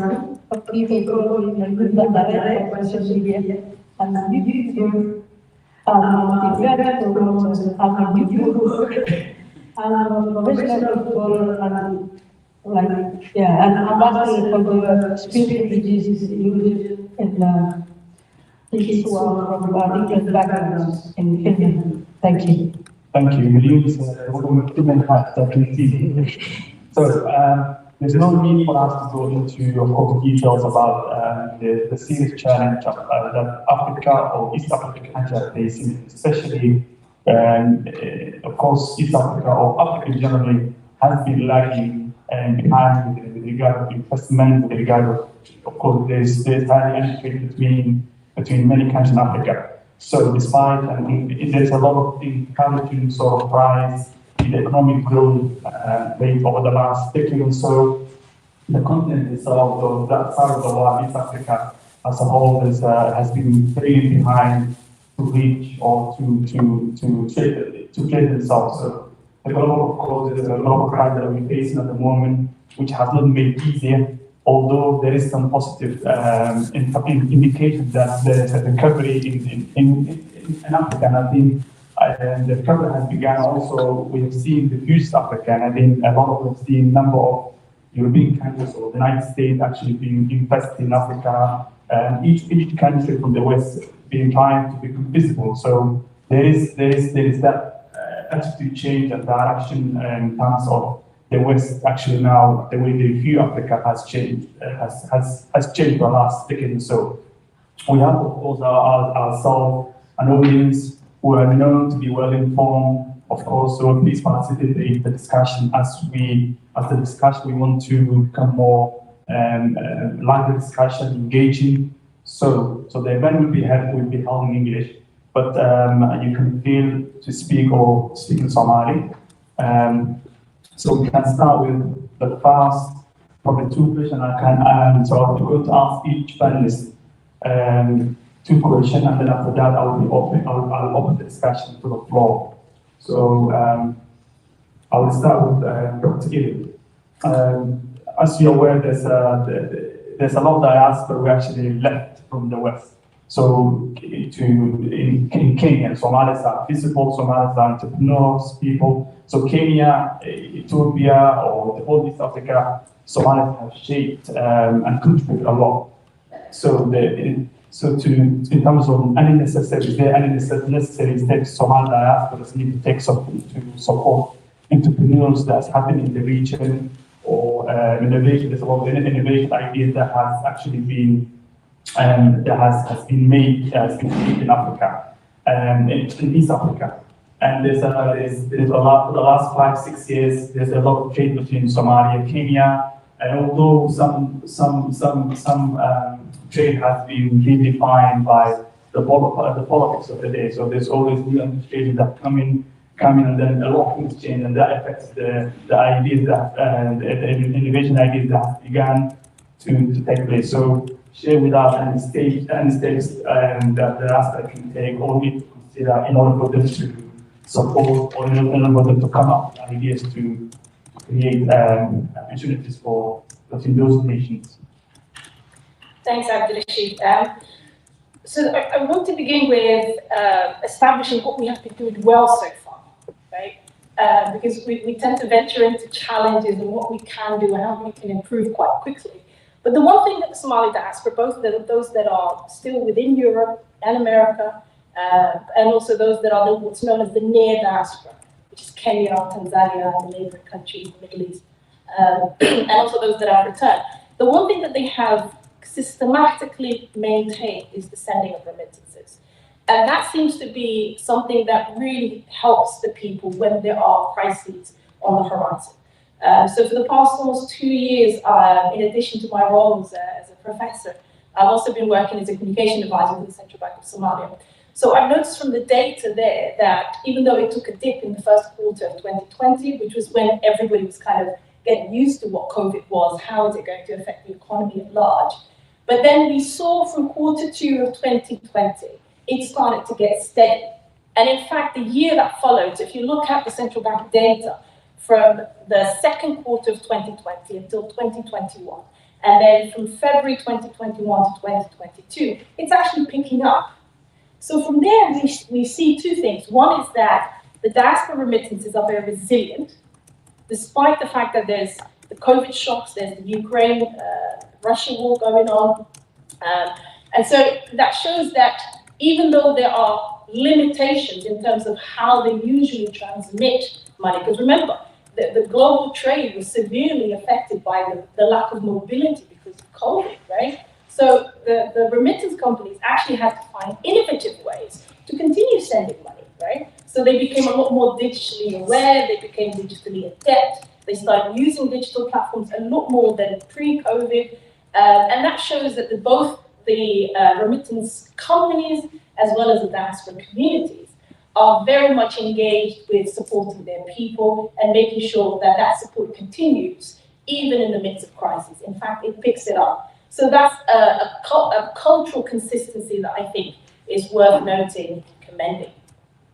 And then the other area that I wanted to highlight is how now we are in a situation where Somalis have by default become digitally literate, right? And so that digital literacy has then also enabled them to become a lot more innovative. And again, when you look at the way that has enabled businesses to actually thrive within the country, if you look at the financial sector of Somalia, for example, over the past 3 years, there's been the establishment of the national payment system. That means all the 13 banks within Somalia are now interconnected. So the way that, I'm from the UK, and I bank with a bank called Barclays. If I wanted to send money to Abdulrashid, who banks with NatWest, I can very easily do that either through my mobile banking, I can do that online, I can do that by going to the branch. Now that is also possible in Somalia. So that digital innovation with the NPS and then SPS has also recently been launched in October, and that enables the points of sales to be connected. That means we have a space where we can be digitally innovative to make the financial sector even grow further, to make the economy grow further, and to create wider financial inclusion. Because that's really the aim that we should be going for, right? I think remittances have been really good in terms of keeping people alive, but to lift people out of poverty, you have to create economic growth. And that needs to happen within the country. So those are the two things I wanted to highlight. And then one other point, if I can add, in terms of what we can do even more. And that's to create more awareness about financial literacy and opportunities that exist. So the diasporas are very good at things they already do. So that's the businesses, the remittances, but there's a lot of other opportunities that need to be tapped into. And so we need to have more sessions like these, we need to have more connections, we need to be more aware of the opportunities that exist transnationally so that we can support the growth of the businesses, the growth of the economy, and ultimately lift the Somali people out of poverty. Thank you, David. I think that sums up the whole question. I also like the terms of course, commitments has been a lifeline for Somali communities for many years.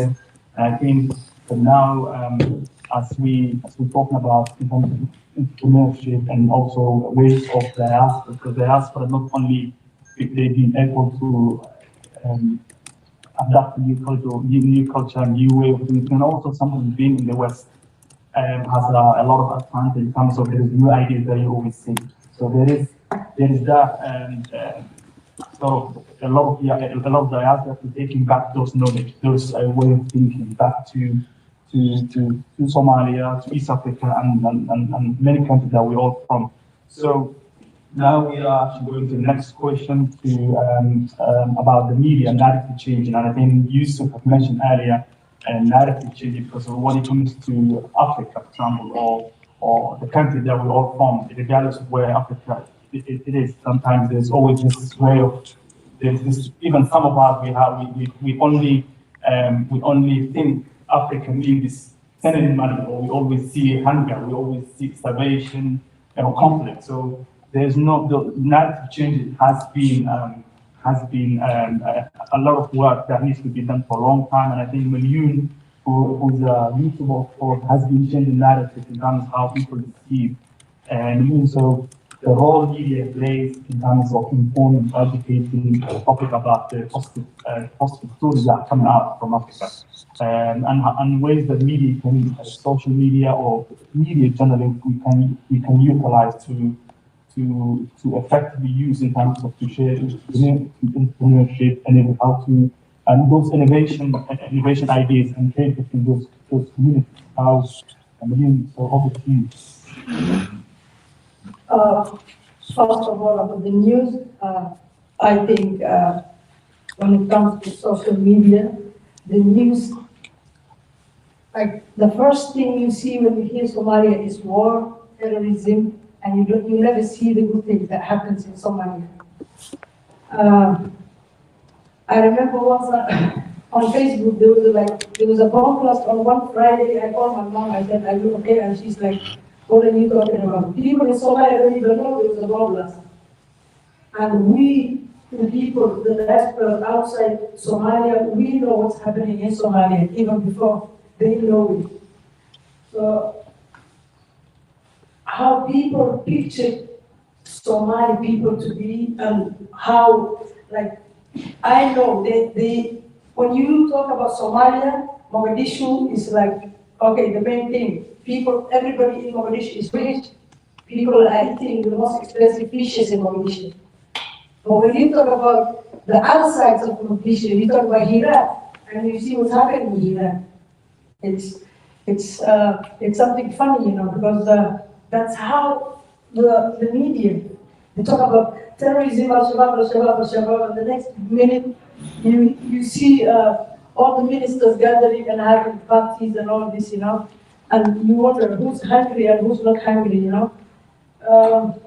The second thing, there was this time about social media, and there was this incident about Kenya and Somalia. Okay, the cat was not supposed to come to Somalia. Okay, the president said, okay, you don't want to see Mira from Meru. But some friends of mine in Mogadishu were sending me Snapchat during cat, and you wonder where the cat came from. And if this, I don't know, seriously, I cannot say a lot about Somalia because the last time I was in Somalia, I was 2 years old, and I haven't been in Somalia since 1993, so I'm going to stop it here. Thank you very much. Thank you, Nadine. And also, Dr. Idil, you have been actually, I think there's a book that you actually wrote about communication and media, and I think you have also, you have a lot of expertise in this regard. So in terms of media or generally media, how it can be used to inform and educate in terms of the public about the positive stories or general positive things that are coming out from the region. How can we utilize the practical tips that we can do for us to be able to educate and play a role when it comes to changing the narrative? Well, the first big sort of obvious step to take, or that can be done, is to create a perception change. You know, the big problem that we have in Somalia is not a lack of resources, it's not a lack of innovation or human capital, it's a perception that, you know, there's a lot of violence and a lot of terrorism. And in fact, that's what's also feeding into the, you know, the de-risking campaigns that have been going on for God knows how many decades, which is why Somalia is financially isolated.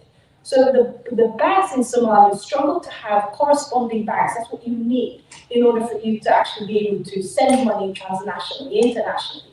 Somalia is effectively cut off from the global financial ecosystem, right? And it's because of the perception. There's actually no embargo on Somalia. Like, you know, we have a weapons embargo, but that's it. There's no embargo on finances. There's no embargo on human capital. There's no embargo on businesses, right?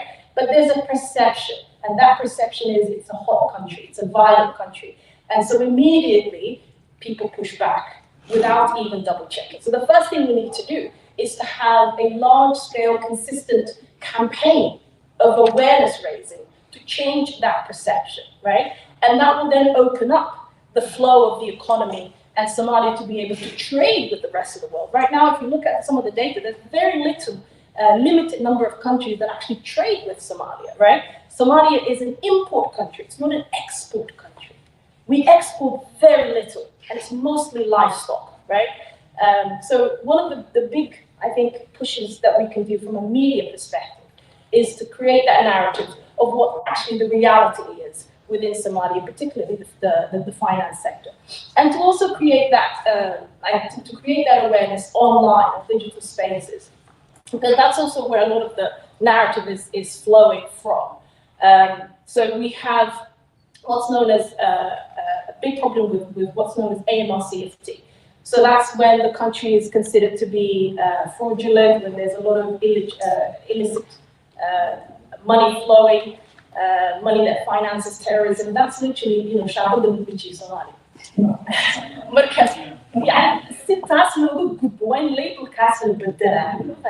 So we can learn a lot from countries like Kenya, where there was very low financial literacy, but when M-Pesa was introduced as the main way to create financial inclusion, that's what they did. They used the media of the country to actually push for the awareness of what M-Pesa can actually do. People were scared of it, especially people from the countryside, small traders, people that, you know, the mother that sells small goods in the local market in the village, like, you know, they would be scared.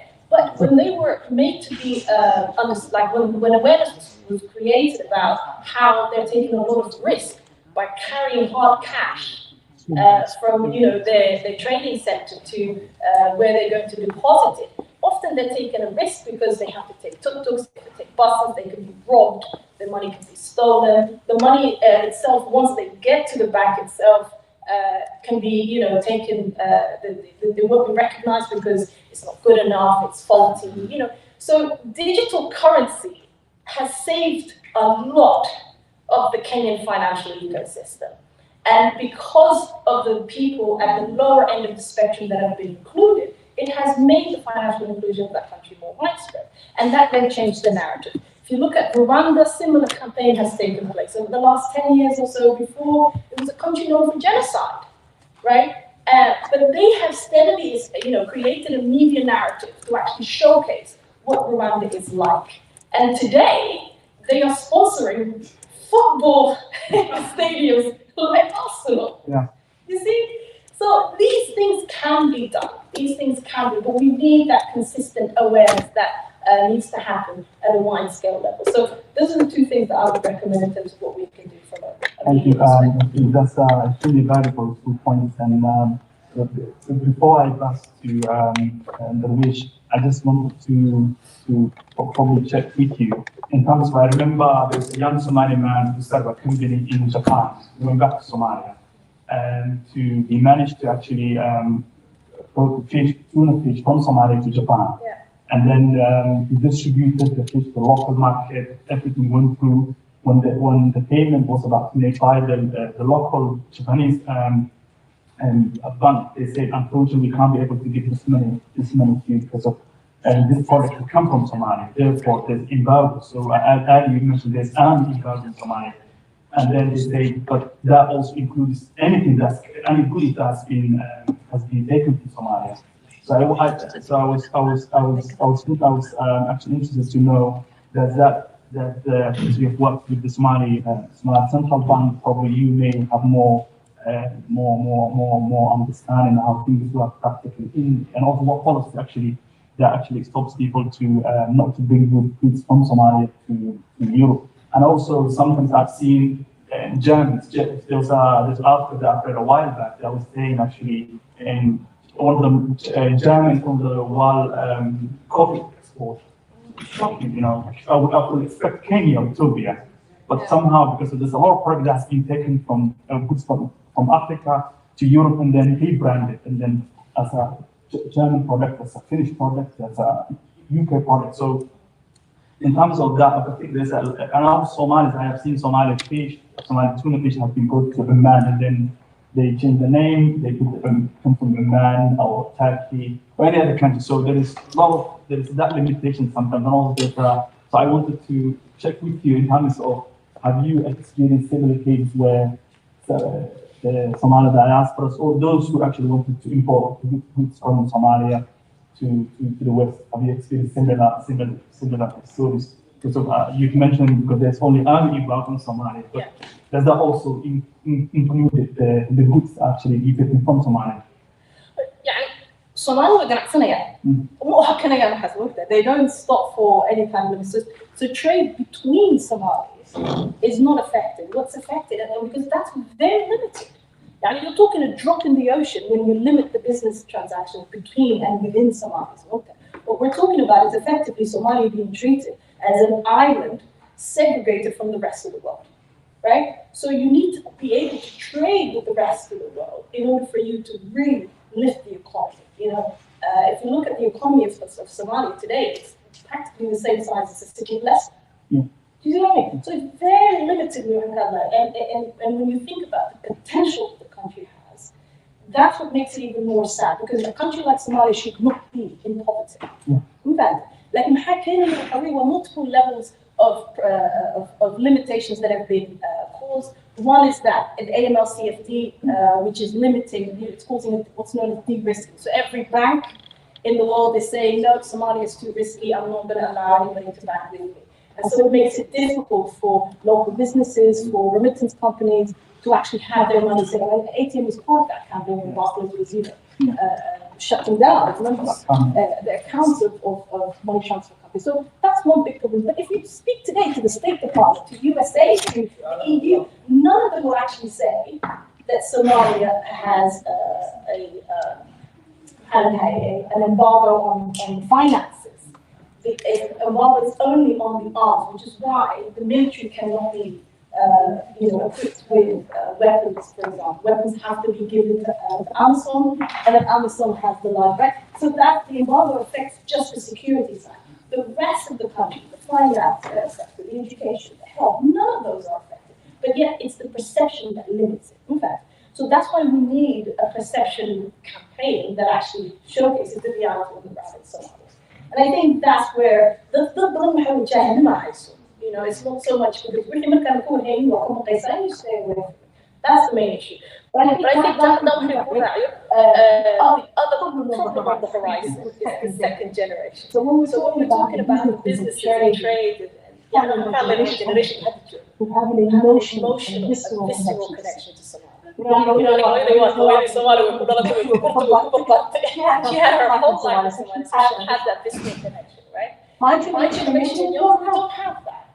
For us, it's much more of a connection from our parents, inherited. But you see, it wouldn't with that. So how do you sustain that connection?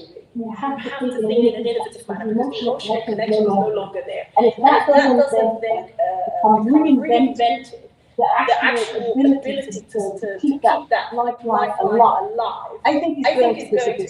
So we need to look for ways to reinvent that. Both from a sender perspective, but also from a receiver perspective. Because on the ground, I spent the last 10 years or so in Somalia. In and out. And one of the key problems I'm noticing is the dependency culture. It comes with a sense of entitlement, like almost, loss of it. So that also needs to be changed. And then the younger generation, how do they remain economically connected to their country, even in terms of investment perspective, thematic perspective, cultural perspective. These are the kind of rethinking that we have to do going into the future. Thank you. I think you left with us in three important questions on them. How do you keep that perception, that limit force, and one of them being the emotional connection and economic connection. Actually, it's a lot of things for us to take from there. But which before I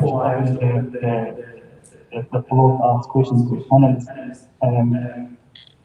for which كل بقى بطل مثلا في السيستم يشوف التنافس يقفل وأبغى so مع الأخبار أنا أعتقد إنه أفضل العلاج فرلا young person كماري كذا كينيا كذا توجيه كذا سو إنه كذا وإنه عربو بسمع مع أفضل كذا أنا مسلسل ثلاثة أشخاص واحد صوروا بصوروا كذا هم يبغوا Somali كذا في شيء أنا هذا نشوي بعض Somali أكثر وبيش بنقول صعب سنة لما تكسر صوص بيش بنقول صعب ومسؤول ما هو صعب صوت الطاولة يروح تلاقي كل واحد يطلع واحد فوق كذا بيجي تذكر واحد عبوران وقت وناسن صوت النور أضل بيوم صنع نرجع وناسن عبورين واحد كده نرجع وناسن عبورتا تطلع صنع تطلع صنع واحد عبوران هذا عندنا generation كده نور على الجهود كده Somali كده يا نور عبوري generation كده هوري أنا واحد كده ما كهذا إذا عبوري نور وناسن صوت وقت على ما قصوا بيننا طبعا بعد كل إذا وقت وناسن بعبورنا وقتها وناسن generation أنا اللي بدي كتبت إذا سوبر فوكس بدي برضه كمان أصير واحد وإيه رليهم تحت الشتاء وحالة كتم هالأمور سوبر وعجيبة وما تمكن في بعضهم وكلام رليهم فربنا وكلام ما هو تبيفول عطاء كلام كيه وحكسر يقول التعبير كربيش يجوا عليك بقى بالنسبة لي مثلا واحد وإيه وضع أهل الجوتي وحكسر من كم موقف نحجة integration والسماء مرور أجوتي وعريه وأنا فرق بالنسبة لي سنة هذا يقول حنا وحقت هذا اللي يسمى ما تدخل في الوالد السورية ووضع فكرة الصومالي قفي أهيد الميز يعني ما نفسه مركب أمور رئيسة إحنا مفضل ثاني شوفي كدنا مركز وضع الجماعة سيما وضع الجماعة كتبقى شو موجود في البيت كمان وحويه ويا النسيا لكن ضبطي مرسل ودوي بعد النسيا ضبطي مرسل ما تكفي لا ويا النسيا ودوي بعد النسيا عند من يسمى التصوت ضبطي بعد النسيا مركب أمور زنوح على سنة هاي إنه التصوت سيدنا كلون النسيا سيليكون فالي بريك كاليفورنيا وأمريكا ugu badan oo hal abuur ugu badan maanta teknolojiyadaha ka hadla oo la soo saaray adduunku maanta uma dagaalamo waddan walba ku haysta maxaa lagu dagaalamaya maanta in waxa lagu dagaalamaya teknolojiyad iyo dhaqaale lagu dagaalamaya sidee marka anagu teknolojiyada dhaqaale ku dagaalamaya waxa uga qayb qaadanaya waxa weeye in aan samayno dadkeena hantida isticmaala Soomaaliya in iyagii la tababaro iyagii lacagtii way hayaan laakiin sida lacagtii cash flow uga sameynayaan aysan garanayn إن يجب الخبرة للصناعية العمود بين البيت ما أنت ممكن تشوف سيليكون فالي تشاينا بحيث إنه وين كوفية واحد يسميه سيليكون فالي بس عشان تشاينا اللي يسميه هندية ما أنت هند هذا الموضوع بس هندية أي تيجي تكنولوجيا سواء ده واحد يسميه ده حرام وجامعها هذا بين نص كذا كذا بعضنا قارها وقت الكاسلة حتى كاليفورنيا وكذا تذكر جدا يسوون waddanka qabi sameeyeen xarun bay dhiseen meesha ku noolaan lahayn cunnadoodii diinkoodii wax la geliya fikira hal-abuur sameeya hal-abuurka aad samayseen way idinka iibsanayaan ka warra maanta dhalinyarta Soomaaliya oo wax baratay oo levelka sare gaaray marka hal meel isugu keeno iyagaa waxay ka qayb qaadanayaan mustaqbalka kadib markii aad ka dhalinyarta qurbaha joogtay oo dhalinyarta Soomaaliya joogto hal-abuur sameynaya oo waddanka baa ka dhigay iyagana reeja gelisa oo waxay leeyihiin waa inaan waddankayga ku laabano marka maxaa isbedelaya sawirka adduunku naga haysta isbedelaya waxaa noqonaysaa marka in indho lagu soo geeyo marka anigu waxaan aaminsanahay sababta keliya oo sawirka maanta Soomaaliya laga haysta loo bedeli karo waxa in dadka la dhiso dadka marka la dhiso waddanka lagu dhiso waxa lagu dhiso Thank you. I'll attempt to translate exactly what Brother Darwish has said. So we have there's sacrifice that has been made by, of course, our mothers, our fathers, and I think the benefit today we see a lot of young Somalis like Sister Fatima who's here with us because of the sacrifice that has been made have enabled people like Fatima to come up with ideas, to think, and also to create a sustainable business. And I think the other one is when you are successful in here, you can also be successful anywhere. So there's a lot of great ideas, a lot of things that you can take away from here. So regardless of if you end up being Mogadishu, being in Hargeisa, being in Nairobi, so if you are a successful person in the West, you can also be successful. So you can replicate your learning and also anything that you've got from here. And then the last point is about there's a lot of diaspora now. There's a lot of infrastructure. So Mogadishu, Hargeisa, Garowe, you see so much hotels or cafeteria has been built. But there's no human development. There's no we under-invested or when it comes to investing our young people, the education sector. So also I think one of the things that we can take away from what our brother Darwish has said is for us to be able to rethink our way of contributing. So now there is so much happening in terms of visibility, infrastructure, but we lack in terms of human development. So any ideas that you have that can contribute towards that thinking, I think, is what Darwish actually was suggesting. And I will open up to the floor. 1, 2, 3, 4, 5. Okay, I'll start with the audio and then I'll give it to you. Yes. Okay. السلام عليكم ورحمة الله وبركاته. مطلع دخل إلى وزير محمد حاشم كان اللون. وأنا أعتقد ضدك إسيري وحدات ضربتين ضدك النقاط وحدات صغيرة ساعة. رمتي أنا أحتاج بصوت. كاسمه وأنا بعتقد إنه واحد ساعة ضدك يجي بدها مختبرتين. وهذا مو صوب الغالي. آخر سنة أكتشفه وضربوا له باباي. لكن وضربوا باباي.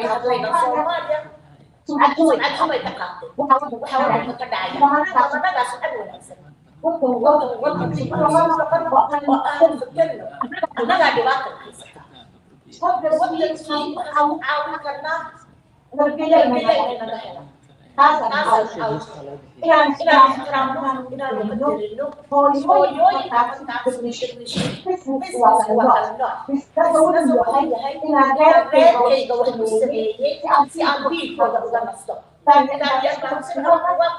shaqaysta ayagoo ha shaqaysto ama ogaa ha shaqaysto Somali wax uma sameyn reerkayga waajibkii ayaan iska dhigay laakiin umbaan sii waday laakiin dib waxaynan ku fakerna anagu jaaliyada ah jaaliyada norway wax badan baan geli karnaa dhibaata dhacda waa dirnaa in labadii wadan saddexdii wadan intaan kasoo tagno oo kala ka baxno inaan dowladda Soomaaliyeed kala xiriirno yaraano annagu halkaas aan tacaawinayna annagana mas-uuliyadda ah shaqo sanadood ee soo socota inta businesska jaamacadda caafimaad whatever aan isku raacno annaga noogu imanaysaan biilkooda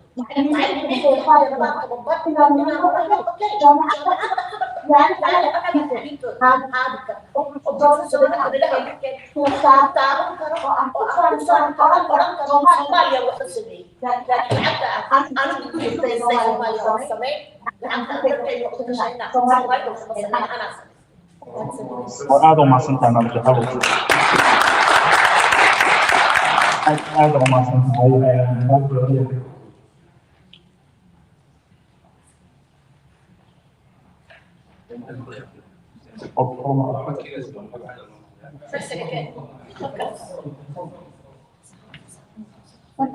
هذا المال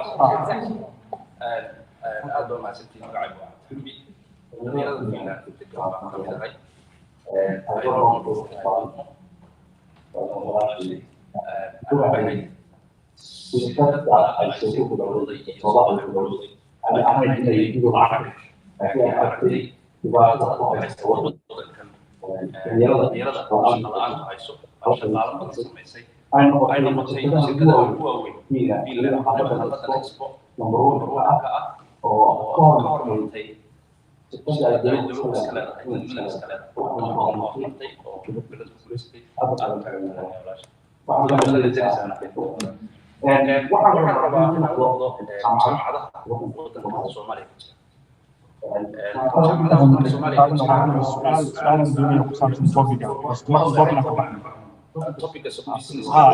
entrepreneurship business banal ku xarna inay la engage gareeyo marka waa marka inta horeeya guddiga sirri soo dhexgalaya insha Allah marka dhalinyarada jaamacadaha ka soo baxan focus kala soo business ku sameeynaya wadan halkan ka qaadada lacag gelinaya wadan joogiya lacag gelinaya wadankii waxa laga rabaa shaqaalaha oo sameyn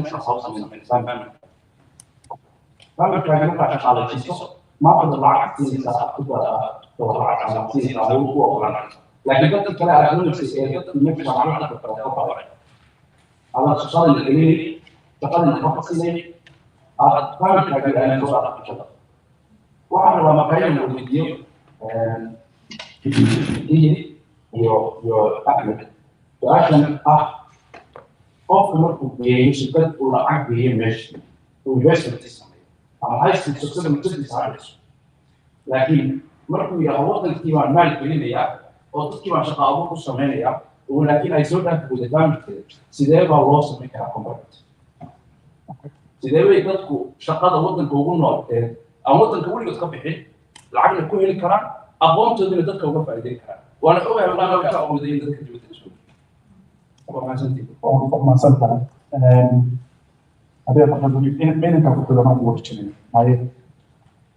Assalamu alaikum. My name is Liban Shibdan. First of all, I would like to thank you for the good discussion. And also, I would like to add, Dr. Edil.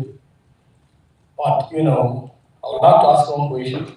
How we can help the new generations to get back to Somalia, first of all, and how we can stop a lot of violence, because people, they create all the time. While the last 32 years, we have been in different sections.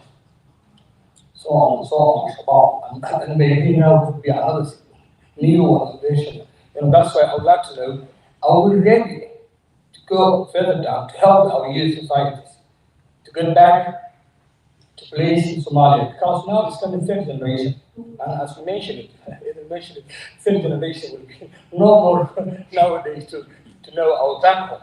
Because there was one here, Europe, one America, and something like that. But my question is how we can develop our diasporas to help or to stop violence and to help our new coming generation of Somali background. Thank you. Thank you, Hassan. Focus on in Canada. I quickly. Can you hear me? Please. Yes. Somali or English? Doesn't matter. Anything you can choose. Okay, right. I'll do English. This question is for both of you.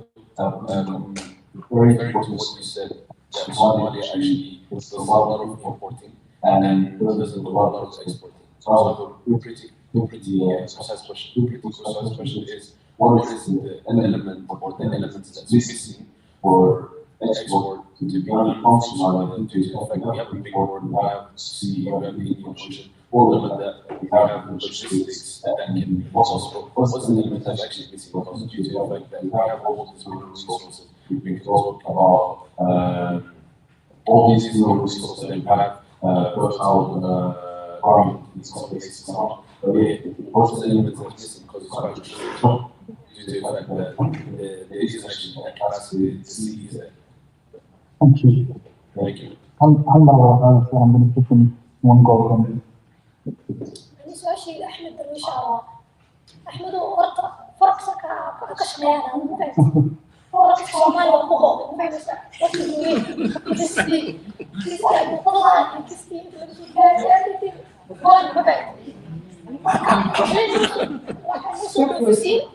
وحنوصل بفسين تقول وقصنا فرق حرمة وانت حرمة فوق ريزن كو صومالي oo meesha ka gashay eberku yihiin oo ku meelan joogan oo noolyihiin masira ma kastaa jirto because xama ku walaasay istaan dad doona soo rajayta oo soo taariikhay because lacag badan oo marka isoo kan farq iska wada waxyar dadka xama ku ma soo sheegaan oo meesha ka qaldan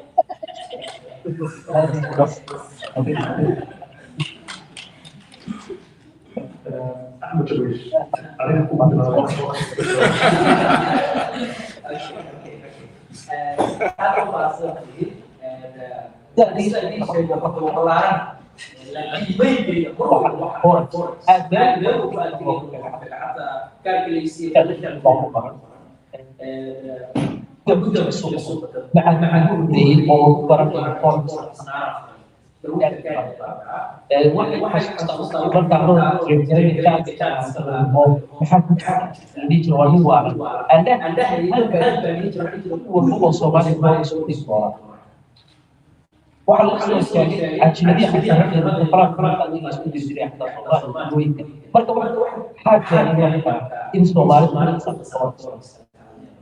waxaan ka hadlay wadda BBC I don't know Nairobi Paris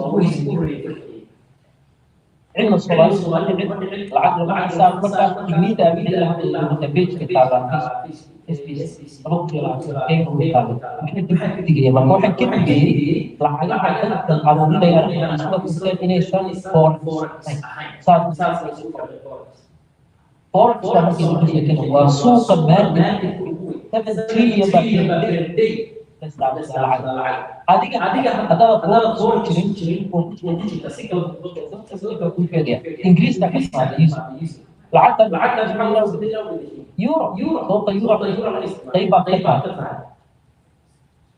وانت تنقي طيب تذكر العقل السابق كان وسوق الفورك الصومالي من كان يتطالع الى الانتاج انت اللي عايش في فورك شيء عليك ما فالتصوف والنصوص من القصة الصومالية يحيي وحي سكاهين بين المرء وهي هدايا الفور على وروح يقول إن المشكلة واحد نجيب وطيب adoo waxsame indhaha okiyaal yar baa ka garaadaya wasaa ka screen indhaha meel waxba dad waxu tacbay gaariga sababtoo ah waxa way maanta mashaakil ku aamin gaari toban ku aamin lacag aan gelin ka baxay ka qaadanay mas-uuliyad marka dadka waxa la psychology aqoon maanta ay difaaciyo sida ninka marka hedge fund hedge fund imse qofka hedge fund gacanta imse qofka hedge fund banki kasta maanta ama adduunka ku yaala wadamada horumaray waxa ay leeyihiin qaybta waxay ku sameeyaan dad professional carruur kala lacagta والمدينة هي واحد منها لكون قدام لكن تصوص ممكن تكون عن بس أكيد الدنيا قيب الدنيا قيب الدنيا قيب السكر الدنيا وحال أو بي إم other people ما تنتهي على العقل تنتهي كل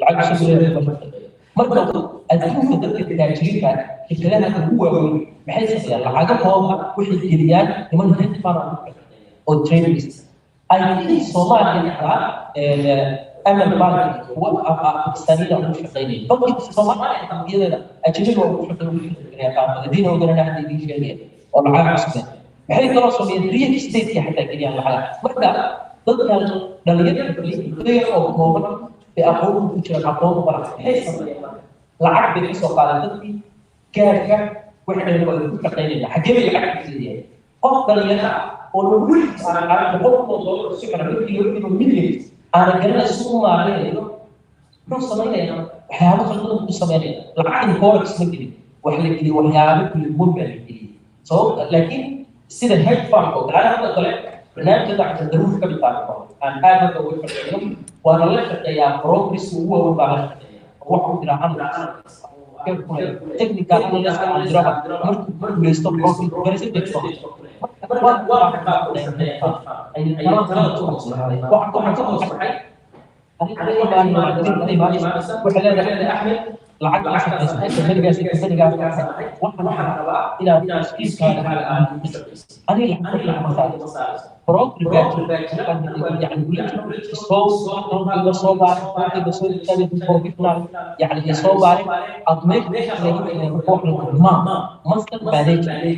أنا واحد أفضل كتير من أولي كتير أقوم بأن حالة بروك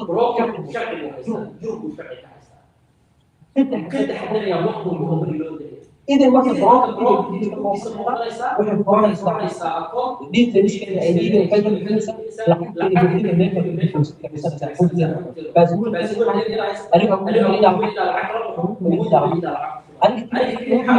سيستم كده بروجرام ومصدر مالك والله بوس كده اكومودي بوس لا حتى صغيره اكومودي بوس لا ريك وقت على يبغى يبغى الصبح يعني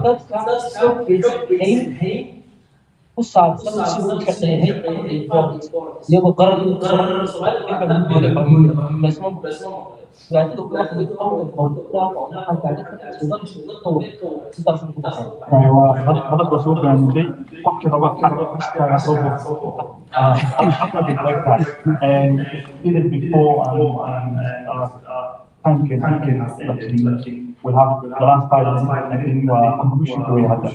Before I then the rest, which I think we made. So one last question to ask. And shed some light on and basically we've been talking about entrepreneurship, innovation, trade. So business communities they got Somali was the only student Somali. So and the only thing that Somali across now. So maybe if you can shed some light on why the same attitude that enables some flourish. Be not negated because what's exciting a lot of businesses, a lot of innovation. So remember having the most in Somalia and Kenya. What actually was the number سياسة سياسة الوطنية والpolicy that happened in the last 8 years. So actually, I think was the last سؤال الجديد over. How can that be the last? But my Good question. Good, sorry. Thank you, Adrishi. Okay, so let's start with the more easier ones. How to harness youth for businesses. I think that was the crux of your question. Somehow, that's a bit and Somalia, one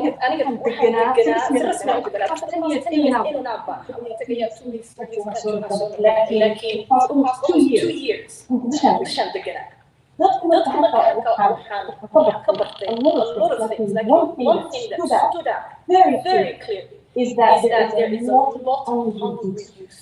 You're very enthusiastic about children, or energy, or zeal. They have so much hunger to make a life for themselves. The biggest problem across the board is a lack of skills.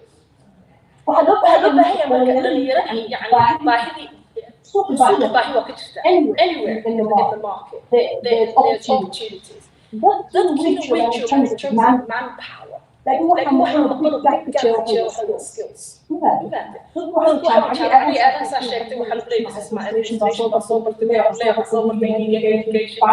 and finance. They can do next to nothing. So I have to go to one of the things that central bank have done is create what's known as capacity building, but that is technical assistance. I have to the central bank is one of the biggest institutions in finance and IMF for the past 5 years, more so the last 3 years, we've been technical assistance for the individual bankers and the support team. The operations part, the banking operations team is the banking operations. Those that are working in supervision and licensing, so they have a license, which is on-site regulations. Those that are working in the support service, for example, transportation especially, maintenance especially, all of the need provide support to the banks. Service payers and others. How do you support them effectively, right? That has created a workforce that I see in the last 10 years that have become so much better than even their counterparts, because the way that this capacity building happens is on the ground you are looking at that, and then on the scale we have places like Turkey, Tanzania, focus on training on then shadowing you all over. So Central Bank of Kenya, Central Bank of Rwanda, وحصلت حتى يعني لو بدأت Central Bank they actually put places like Central Bank of Sudan. In fact, the auditors, internal auditors of Central Bank of Somalia, when we can finish the ranking, they are better than a lot of Eastern and Western African counterparts. Imagine, we see a very focused capacity building training, we're adding it. So that's what's missing. When you look at manpower, there's a lot of skills and capacity building that's required. So especially because I'm and we also have how to divert the youth from violence, both in Somali diaspora. Somalia especially. I think in terms of the diaspora, it's very context specific. Marka dhalinyarada Finland ninkan kaga tagaya, dhalinyarada Sweden ninkan dadka Sweden oo dhaafaya. kuwa UK waxaan kole aniga waxaa ii muuqatay and again khibariga aqoon badan baa fadhiya lakin there seems to be a pattern of socio-economic deprivation. Dadkii marka haddii dhalinyarada ay degan yihiin in deprived neighborhoods, council estate neighborhoods, they don't have any role models around and they don't see a lot of opportunities that lift them out of that cycle of poverty that they've seen around them. It's very easy for them to slip into lifestyles that may be outside of what can bring them positive contribution to society and for them to upgrade their lives. And I don't want to say too much on it because it's very context specific. Marka waxaan jeclaan lahaa Abdulshiid oo kale aniga wax badan iga aqoon roono in badan ka soo shaqeynaya hooyaday baa joogto laakiin dhalinyarada diaspora horta sideeda u joogto waxaan inta aan ka hadlayno oo yani the wrong path qaatay are very limited. In fact, the vast majority of the Somali youth across the diaspora are thriving. They are thriving in schools. They are literally in the first places of their primary schools, secondary schools, colleges, universities. Looking at all the students that are celebrated of African descent, often are Somalis. And so there's a lot to be hopeful about. There's a lot to be proud of. I think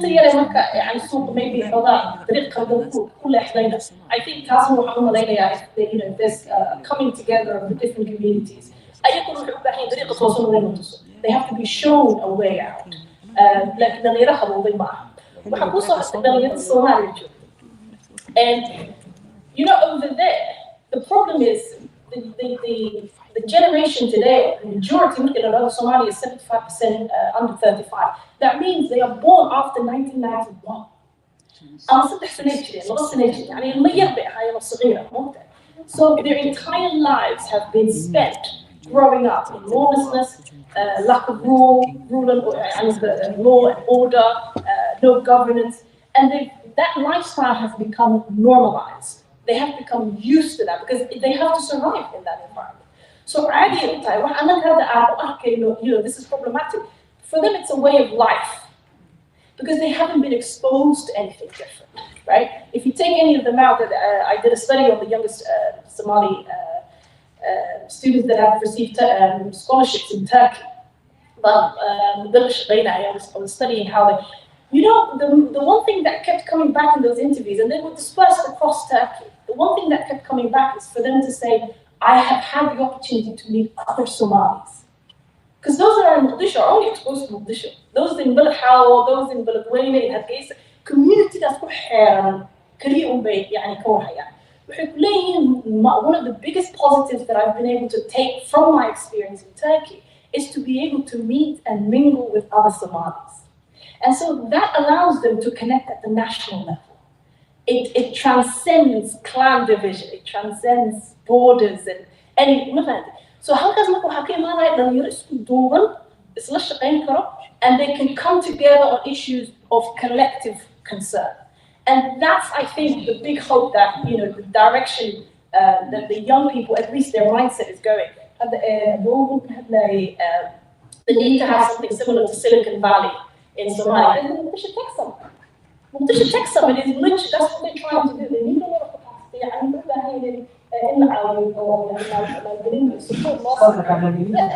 Like Mogadishu Tech Summit brings together literally thousands of innovations. I think the last year piece I was hosting, in those 2 days, business ideas. $2 million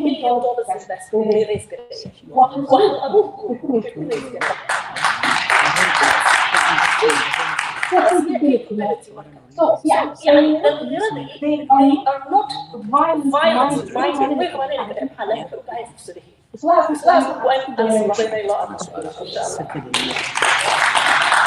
Okay. Yes, yours was a very specific question. What is preventing Somalia from exporting its goods? And I'll give you a very straightforward answer. Quality control. Yes, there's a lack of quality control. In every country that trades, they have specific institutions that are dedicated to nothing but quality control. They are independent, they're part of the government, but they are independent. The main reason why that's the case is so that they can ensure that quality control remains at a standard that is internationally recognized, and therefore you can trade internationally. Somalia does not have that. And so even the few countries it's trading with right now, Saudi Arabia, Algeria, a little bit of Turkey, even though Turkey is mainly an importing country into Somalia. There's very small level of trade. And those are bilateral agreements that they have made with each other, government to government. But you need to create an institution that is solely dedicated to quality control of all of the products and services that your country wants to trade with the world. And that is of an international standard so that the world can then trade with you. That's the main issue.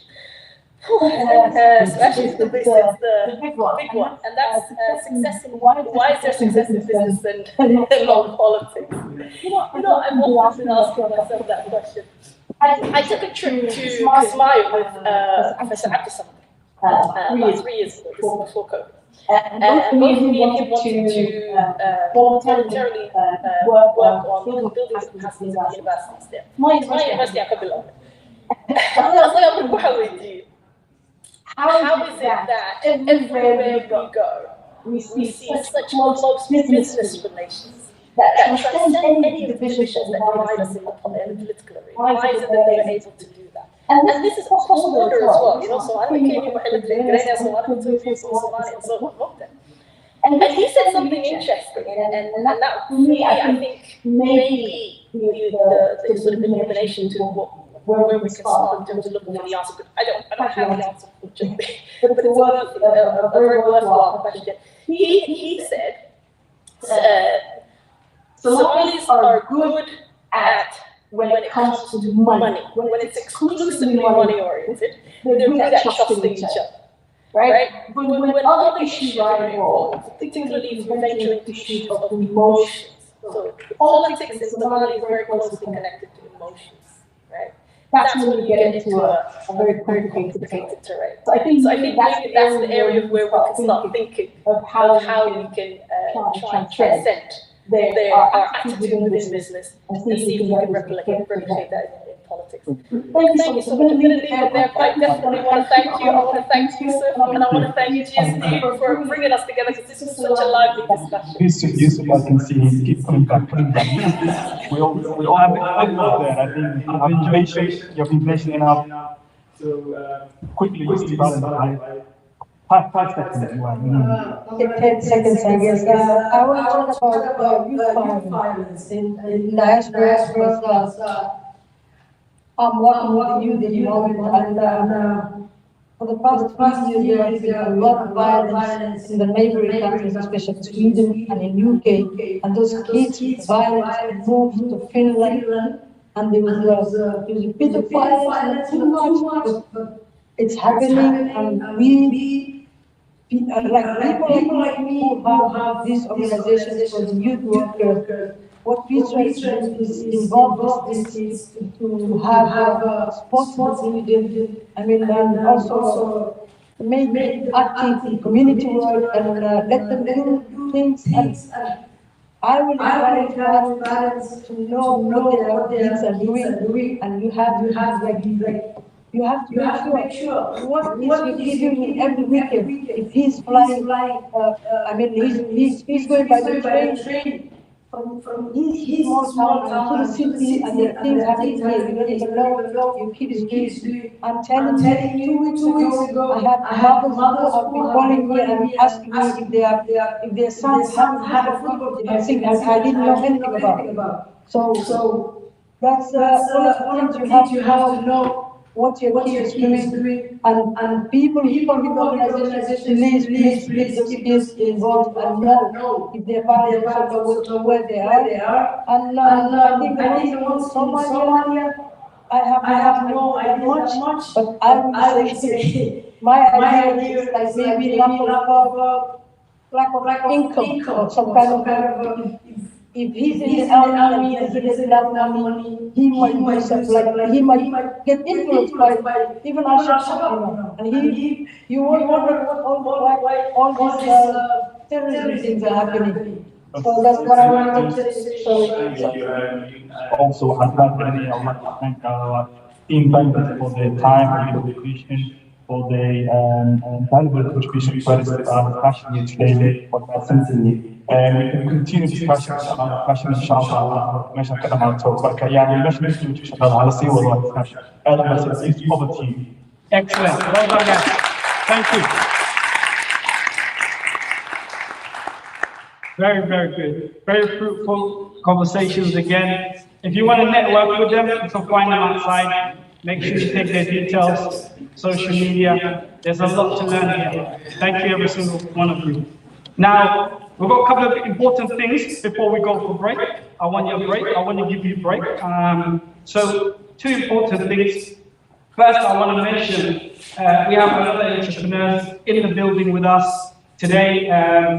The company is called Ever Wish for Disney Plus in Somali language. It's a Somali Tunes, a streaming site containing animations, audio books, and education in Somali language, so the children living in the West can remain in the, can learn and retain their mother tongue. They distribute over 150 animations and episodes. We have the two co-founders, wife and husband, and Guled Ahmed and Hamdi Gedi. They're just there at the end. We just give them a hand. If you want, they have a poster outside. You can see them later on and have a conversation with them. Thank you for attending. Thank you for coming. Excellent. But we want to celebrate. We want to celebrate quick before we go for break. We like people who contribute and help us develop this platform, make it bigger. Danish Refugee Council, which stands for, and also known for DEMAC, the MAC. We want to say thank you for your contribution. We want to say thank you for your contribution and continuous support for us for the conference and also sponsoring and the work you do in the Somali community. So I have Hamdi Ship, member of the GSD board, want to come on the stage to present an award to Andreas Held, who's here with us, and also Alexandra Signel, she's still here. If you can come on the stage, we just want to say thank you. If you can get her, if she's on the... Okay, brilliant. Brilliant. Thank you. Thank you. Alexandra's not here? She's coming. Oh, she's coming, okay.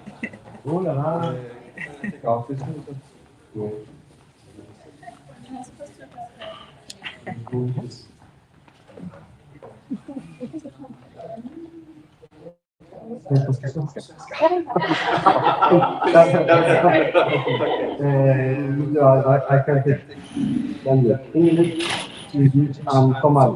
English, okay. Your participation in working with New Zealand, thank you for this.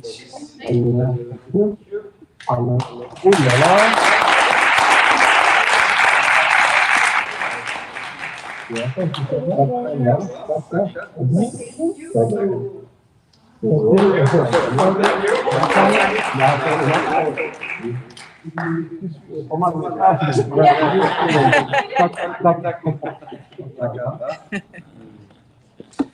Thank you. Excellent. Thank you. Brilliant. Thank you for your support again. And thank you for the GSD board member, Hamdi Ship, for presenting that award. Great. I want to go for a break, but I'm going to play a quick video. It's long, but I just want to give you the first couple of minutes by Ifra. Really encouragement and motivating words. I'm going to play that and go for a break.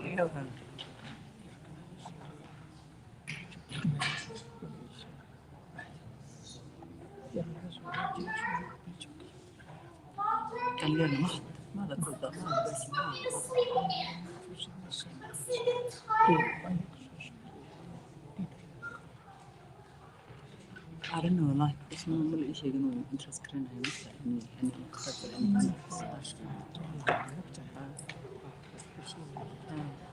هذا نراقب سائل صناعة marka wax la sameeyo he was involved from the beginning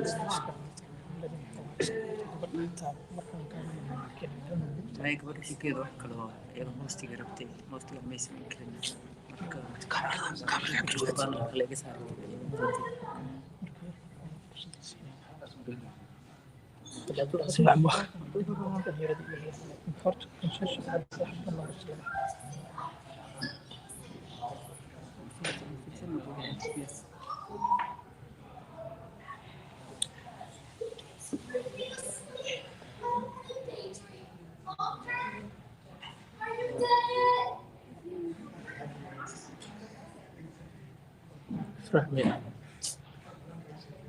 أذكر ريحة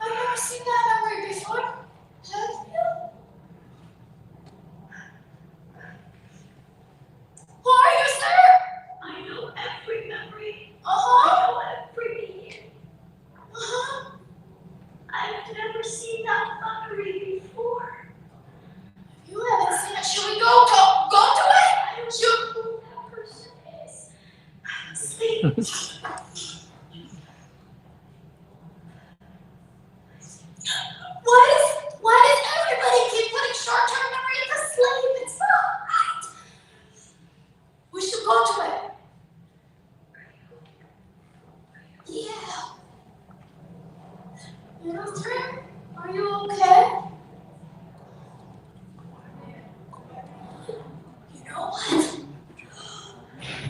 I know how to trick subconscious. He won't even know that we left her a ghost. Yeah, becomes normal. Are you ready? Okay, I will go. He won't even notice that we left.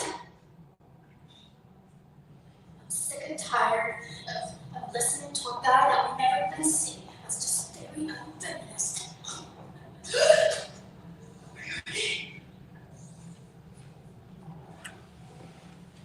That was just a little bit of a teaser. Great acting, don't you think? Yeah, Let's give it a round. Very creative, very a high level of imagination. They say if you have eyes, you have sight. But if you have imagination, you have insight. So a lot of insight of imagination she talked about, which is great. Let's have a quick 15 minutes break. We've got a great topic ahead of us. The theme of local Somali women and youth and social entrepreneurs and opportunities. So 15 minutes time we can get back and we can get on. Thank you very much.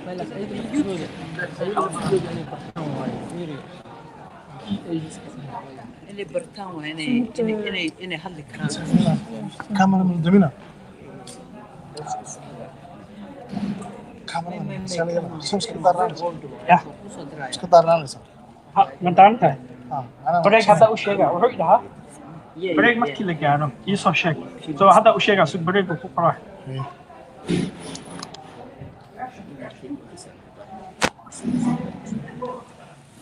Yeah, it was incredible. Email comes We are on break now. First of all, good night. So we can stop now. شو عايش فيركي أو دم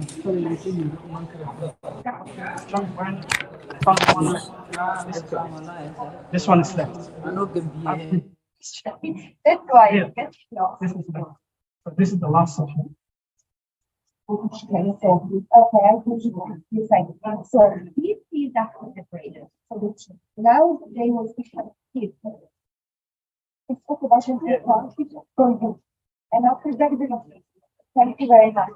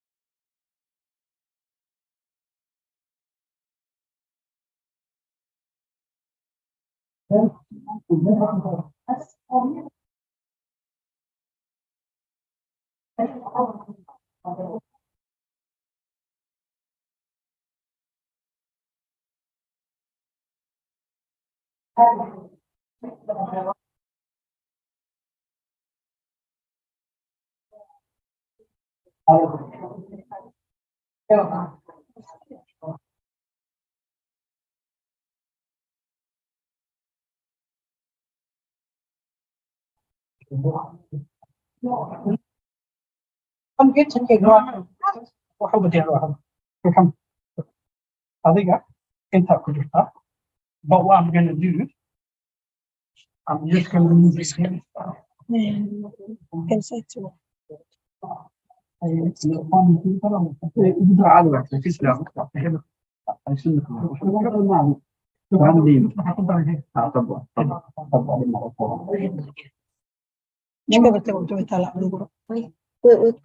way taalaa buuro anaa way taalaa buuro marka message way qaadeen laakiin waxaa jira oo saa aan la qaadin askariin ugu talagalay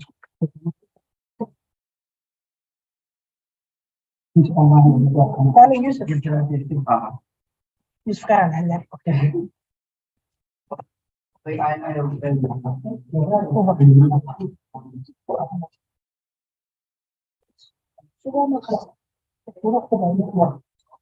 عبد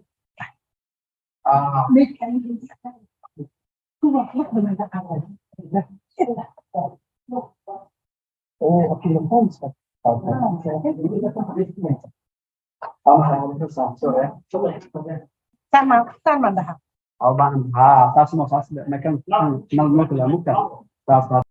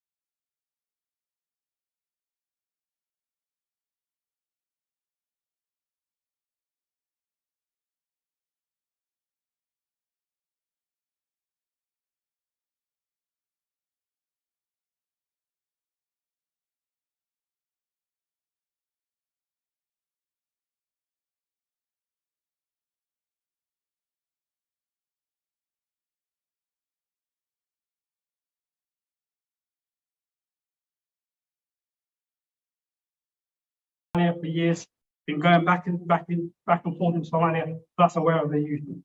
But we need some powerful young ladies also. So the first person also we want to call out as part of the panel discussion is Sikubili Delemani, who's program manager in labor mobility and human development, the IOM Somalia. Welcome.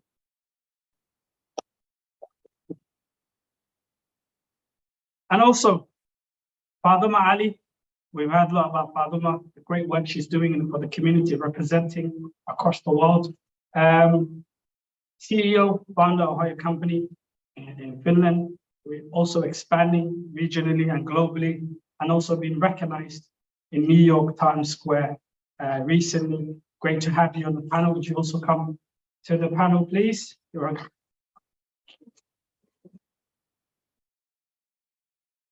Also, Sahar Mahmood, founder of RIA, gave us for something to think about, and the dependency. We need to move away from that, which obviously is another topic. You can join us, please. Great. But we have a great young man as well, who we're going to put him as he will share a few words with us. Keynote speaker. You know him very well, Mr. Omar Farouk. Omar Farouk is an entrepreneur, Islamic scholar, and also founder of HIDIC organization, an organization that helps the youth with soft skills across the globe and doing tremendous things, and has plans to do even great things. So it's to have an entrepreneur and a scholar and also a community representative. So we want him to share a few words with us, and also afterwards, if he likes, he can join the young ladies and share his thoughts. Would you like to come stay?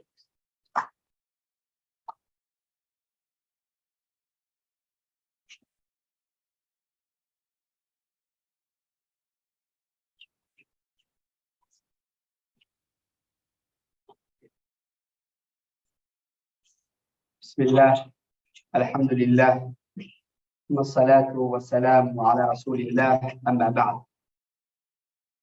Intaasi kadib,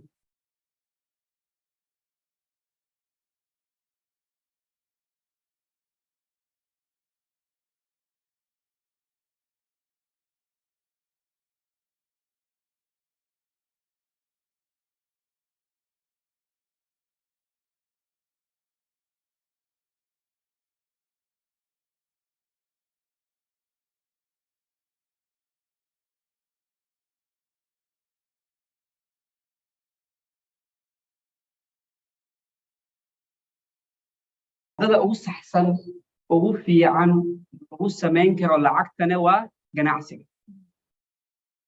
Waxaan jeclahay 4 arrimood ku saabsan ganacsiga inaan wax badan idinkaga tilmaamo. Ganacsigu waxay ka mid tahay waxyaabaha lagu soo koriyey anigoo yar jooga Soomaaliya. Aabahayga wuxuu ahaa qof baastada Soomaaliya ka keeni jiray Itaaliya iyo Turkiga iyo Dubai. Supplier u ahaa. Waxaan xasuustaa waxay tahay waqtigaasi in xafiiska anaga loo tagi jiray. Anaga waxa uu tagi jirnay kaliina computerkaas oo gurigeena ma yaalin inaan isticmaalno. Laakiin meeshas ayaa waxay ka bilaabatay maskaxdayda in uu furmato ganacsiga. Waxaan jeclahay 4 arrimood inaan la wadaago. Maanta ganacsiga wuxuu noqday awoodda ugu weyn adduunka. Maanta adduunka waxaa lagu hogaamiyaa waa lacag, waa ganacsi.